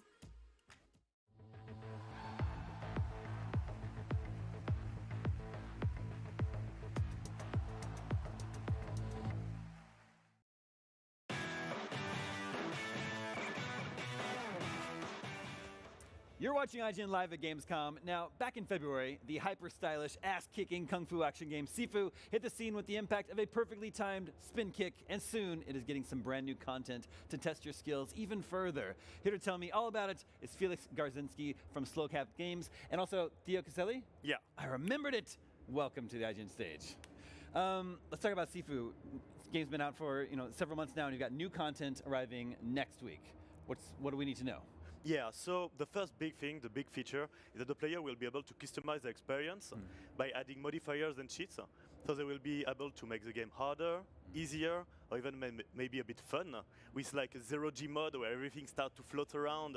So yeah, and the second big element coming with this is the new scoring system. The idea is to be more in touch with what we can find in other beat 'em ups, and really able to precisely evaluate the player and what they're doing. And by scoring with high scores, the player will be able to unlock new modifiers and cheats, so customize their experience. Okay, so I believe we're looking at some exclusive footage here. Is this, are we looking at modifiers right now? Yeah. So this one is a bullet time. Just the player by pressing a button can slow down the time and just have the time to appreciate the animations, but also react to the enemies. So it's kind of a fun mode. But yeah, these kind of modifiers, I don't know the others that are on this. I'm not sure neither. I think we'll see as. Oh, okay. So there is a 0G mode. You can see the elements just floating around when they're destroyed. The 0G just affects just objects in the environment. Yeah. Interesting. Destructibles and the bodies of your fallen enemies. Yeah, you can see the enemy just floating around in the pose. Is there any penalty to activating these modifiers? So depending on the modifier that you activate, you will not be able to save your progression. So we have modifiers that just make the character invincible. So it's great to learn the game, but you will not be able to progress through the game by using the modifier. Interesting.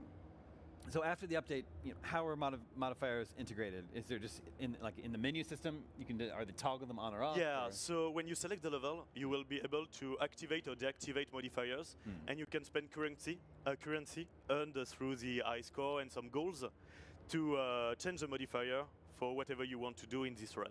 And we'll actually add extra modifiers with the upcoming updates for the game as well in fall and in winter. And our philosophy here is we've had a lot of requests from players that had finished the game for more content to be able to experience the combat in different situations. And we felt that the story was already complete and that it wouldn't make sense to add an extra level that wouldn't really fit in with the complete game. And so we chose to focus on new features that allowed players to experience the game in a different ways and in a different way. And for example, we added the difficulty options earlier this year, which allowed more players to try the game and players that had already finished the game, to actually play it in an even harder difficulty. Right. And right now we have the modifiers, the new scoring system, and we'll keep adding more ways to have fun in the SIFU universe. Has it been fun for you to come up with all these modifiers? Yeah, absolutely. Like it was, you know, the game is really serious in tone, but sure. in the studio we always have fun. We always try to, you know, try new stuff and have fun with the combat. So putting this modifier in the game allows the player to, you know, feel like us, just having fun in the gym room and playing around. Yeah, I think it's cool. It reminds me of, you know, games back in the day used to have like lots of cheat codes or just codes that would be fun things to play around with. Maybe they break the game a little bit, but it's just fun to experiment, right? Actually, it's very interesting because our creative director, Jordan Lyani, really thought about GoldenEye when we designed this modifier and shit. He was like, I loved GoldenEye when I was a child, and just trying to, you know, accomplish some goals to unlock the cool cheats, like a big head, like everything. Yeah. And he wanted to give this feeling into the game. And it sounds like, so after the update, it sounds like all the modifiers won't be unlocked at the beginning, is that right? So you'll have to play the game as normal, earn points to unlock your modifiers. Exactly. Yeah, actually the new scoring system allows you to save a high score for each level, and some of the in-game content, be it outfits or gameplay modifiers, will be locked behind a condition. For example, reaching a certain score in a specific level, or actually reaching a minimum score in like many levels. That's very cool. I believe one of the modifiers is one hit basically. Yeah. You have one health. You have both. Like your character get one shot, but you one shot the other. Like you can do some kind of Heaven or Hell from Devil May Cry, which work the same way. So yeah, you can do that in SIFU now. Like you get one shot, but the enemies get one shot. You can do just very cool. If you want to try a really hard game, or How many modifiers are we talking about? Just in a ballpark figure, is it like, are there a dozen? Like maybe 20. Okay, I believe 20 in this update, and more coming in the upcoming ones. Well, that's cool that you are. You know, it's nice that you're updating the game and providing more content. I guess it's also nice to you that you're getting that opportunity, right? Like I think the game is. I hope the game has been a big success for you. IGN gave it a 9 out of 10, and I like the game very much. So. How has it been in the months since you released? Yeah, it's been pretty great. We have had really good reception all over. Lots of players, asking for more actually, because they were pretty much in love with the game, and it felt really good for the team. I mean, everybody at the studio was really engaged and really anxious to know how the game would be received, and it was a really nice ride for all of us. Well, awesome. When is this update coming to SIFU?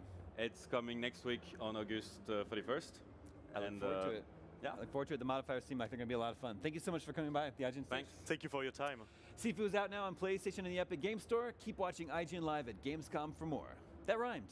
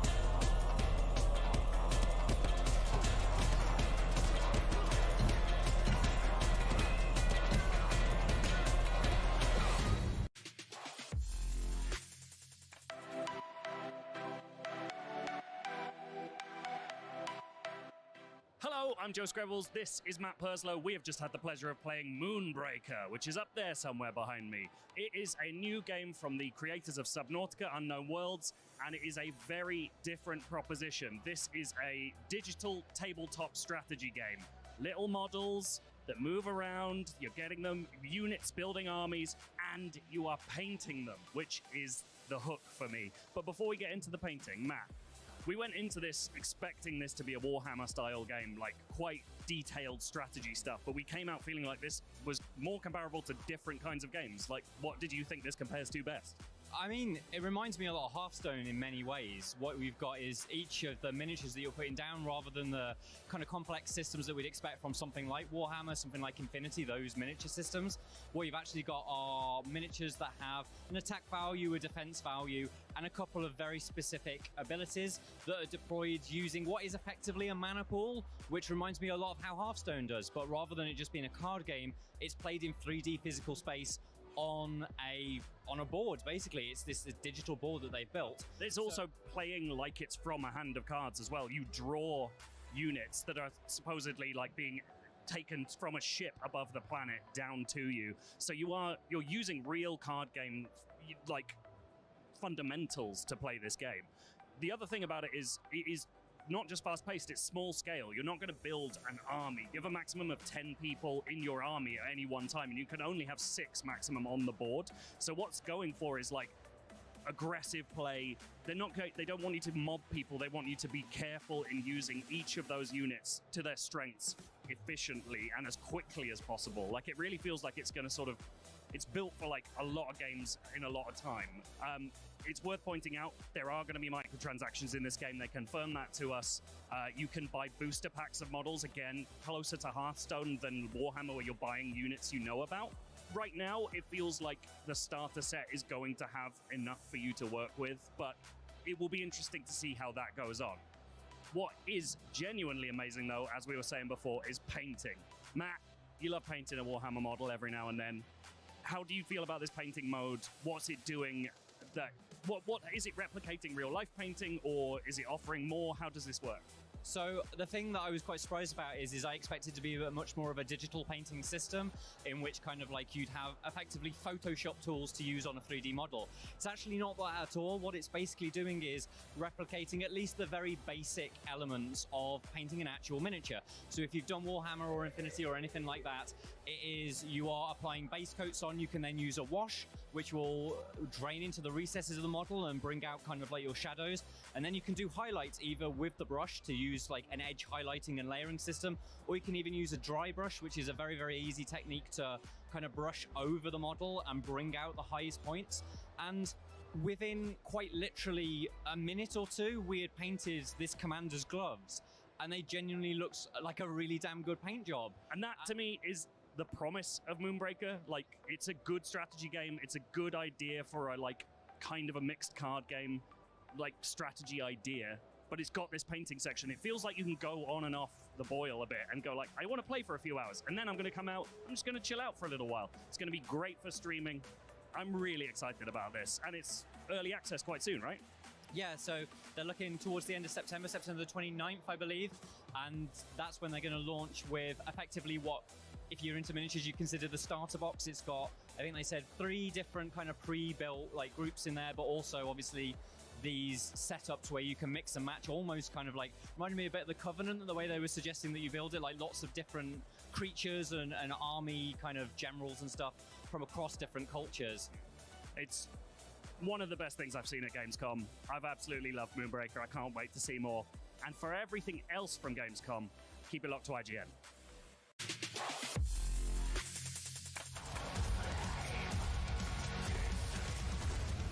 We're here live at Gamescom 2022 on Metal Hellsinger's stage. With me, I'm having the vocalist of the game. You might have heard of them. We have here Matt, James, Alyssa, and Dennis. I'm super excited to have you all here. So let's jump up to right to the questions. I just wanted to ask you first of all, I'll ask Matt first. Did you play the game, Yes. Metal Hellsinger? Yes, And it's you got amazing. to play your own track? I was Alyssa's track. So, Oh, yes. Yeah, I was like, this is some of the best music and the best vocals I've ever heard in a game ever. So I was very, very excited about that. It was amazing. Actually, after playing the beta, I messaged all of them. I was like, hey, I know we did the vocals like a year and a half ago, 2 years ago. I want to do them better after hearing this, playing this game. So I retracked them and sent it to them.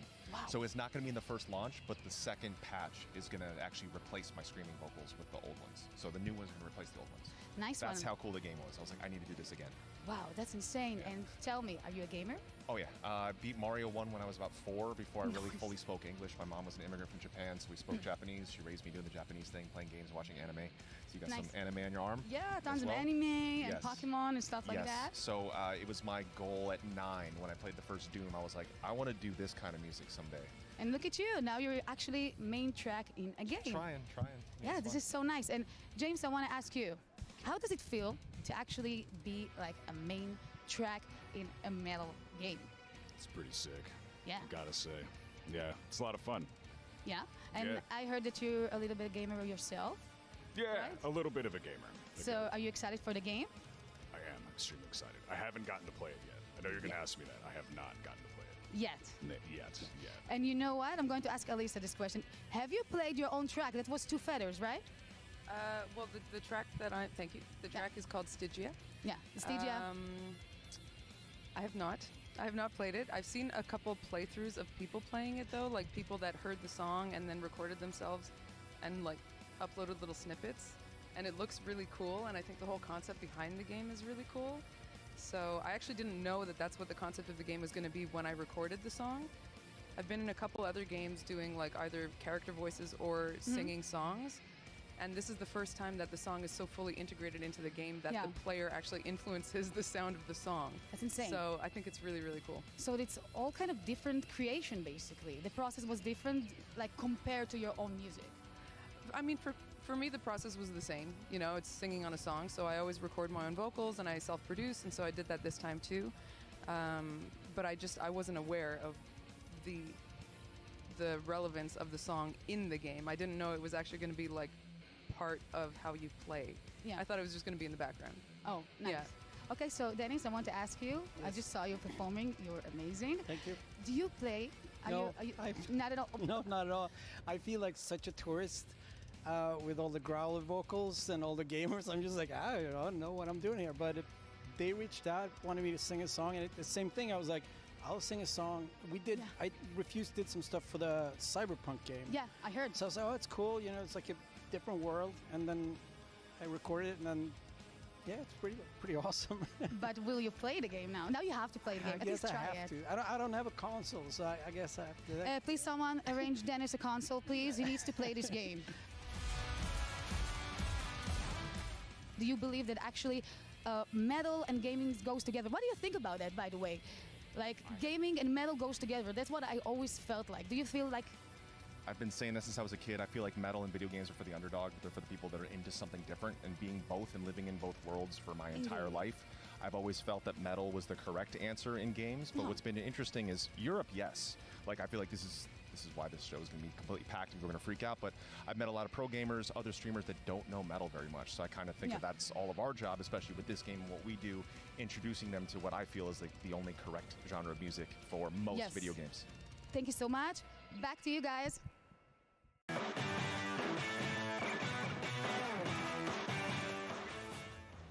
Well, we're starting to wind things down here at Gamescom Studio today, but Gamescom is far from over.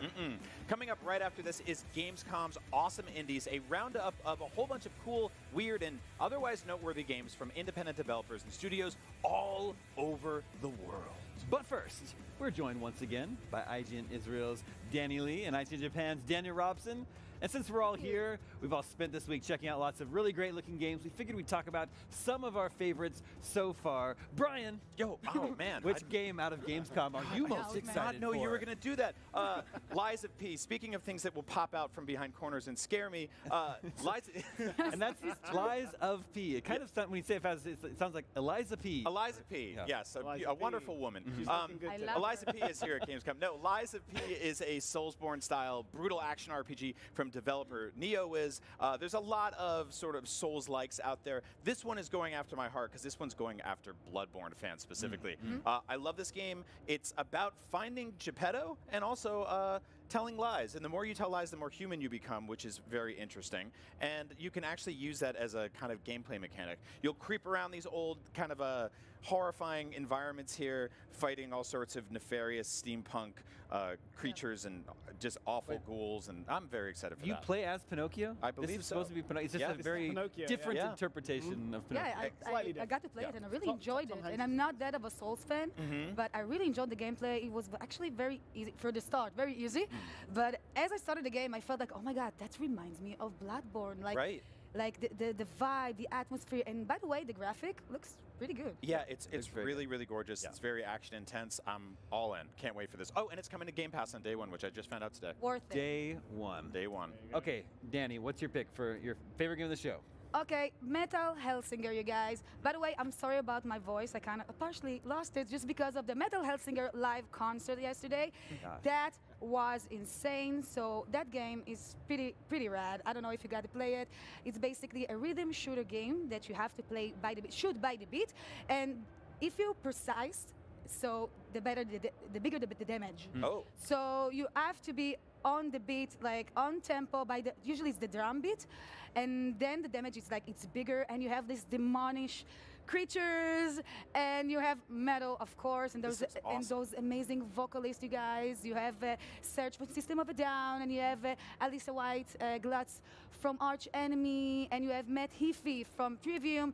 Lots of metal stars, and I believe that the metal fans, that usually 80% of the metalheads are gamers, so I believe that they will enjoy that game, so I highly recommend it, and if you haven't tried the game, you have it, the demo free on Game Pass. That is a good statistic. I did not know that. I would actually be surprised if it weren't higher. I think more than 80% of metalheads are gamers. Well, it's true. It goes together. Yeah, I think so, yeah. I agree. This is definitely a game where there's blood on the dance floor, you know? Yeah. Ooh, I like it. You're really making a mess of It's a blood on the dance floor. Perfect. All right, Daniel, what's your pick? I'm going to pick High on Life by Squanch Games.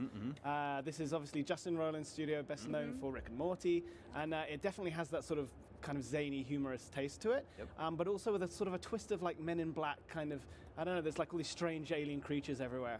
And the gimmick of the game is that you're a gun, and also in your left hand you're a knife. They're always talking to you, to each other, to the NPCs around you, the characters talking as well. And it's a bit like last year's Guardians of the Galaxy, where there's just always conversation going on, and it's always really funny. Daniel, if their face is on this side of the gun, what's on the other end? That's yes. What are they shooting out of? I don't think you want to know. Just something to think about. Yeah, keep it to your imagination. It's the little like things that count. Yeah, it shoots stuff. Well, the funny thing is that each gun you get has its own personality, and so the one that you can see right now on screen, he's up for getting involved in the violence, but he's a little bit shy. He's like, I don't know if we should really do it. Whereas the knife, the knife's just like, let me at him. I want to stab as many people as possible. And each gun that you get will have they'll come up with different dialogue lines, so you can play the same stages with different weapons and have a completely different experience. Sweet. Well, High on Life, just like Eliza P, launches into Game Pass. Yeah, that's right. And it's kind of a trend to have like talking guns right now, Yeah, you know? well- Like petting animals in games. Now we have like tons of talking guns and, I don't know, SMGs. A new Twitter account. Can you pet the dog? It's can the gun talk? And can you pet the gun? Can you pet the gun? My pick's going to be for Callisto Protocol. wow. Not too much of a surprise to anyone who listens to GameScoop. We've seen a lot of this game since early June when it made its debut at that PlayStation State of Play. I love Dead Space. I love survival horror. Callisto Protocol seems to be checking all the boxes for me. It feels like every time we see this game, I'm just more and more in love with it. Yeah. I'm so excited that this is coming in December. Yeah, it may seem a little bit more appropriate in October as an October game, but December's good too. In October, we're going to have the new Resident Evil stuff to play. That's right. The expansion That's right. for Resident Evil Village. So, with Callisto Protocol, also I was raised on 80s horror movies. I'm a big appreciator of kill gags, doing away with people in fun and inventive ways, and this game definitely has a lot of those. That was a very good one we just saw there, throwing him into the sort of wood chipper there. Just an open-air wood chipper that's just spinning around. What a safety violation Seems that would be. incredibly dangerous. If they've got the sign in this place is always just 0 days since the last. Never ticked beyond 0. Okay, well, those are just a few of the games here that we can't wait for. Before we turn things over to Awesome Indies, just a reminder that Gamescom is far from over. Tomorrow is the Gamescom Award Show, where we showcase the best of the best from this year's show. And Sunday is the Gamescom Cosplay Contest, powered by McDelivery, where we'll showcase the best of the best in costumes. It's going to be a whole lot of fun. That's right. And in addition to being a video game convention, an award show, and a costume contest, Gamescom is also a forest. What? Yeah, like a real forest with actual trees. So since 2020, Gamescom and the Gamescom community have grown a forest in southeast Germany that now covers over 20,000 square meters. You can help us grow the Gamescom forest by heading to gamescom.global and buying a green ticket today. Plant a tree. Do it for me. All right, well, thank you to my wonderful co-host for sharing the stage today, and a huge thanks to all of you watching at home. A winner is you. It's you. And now, it's time for some awesome indies. Check it out.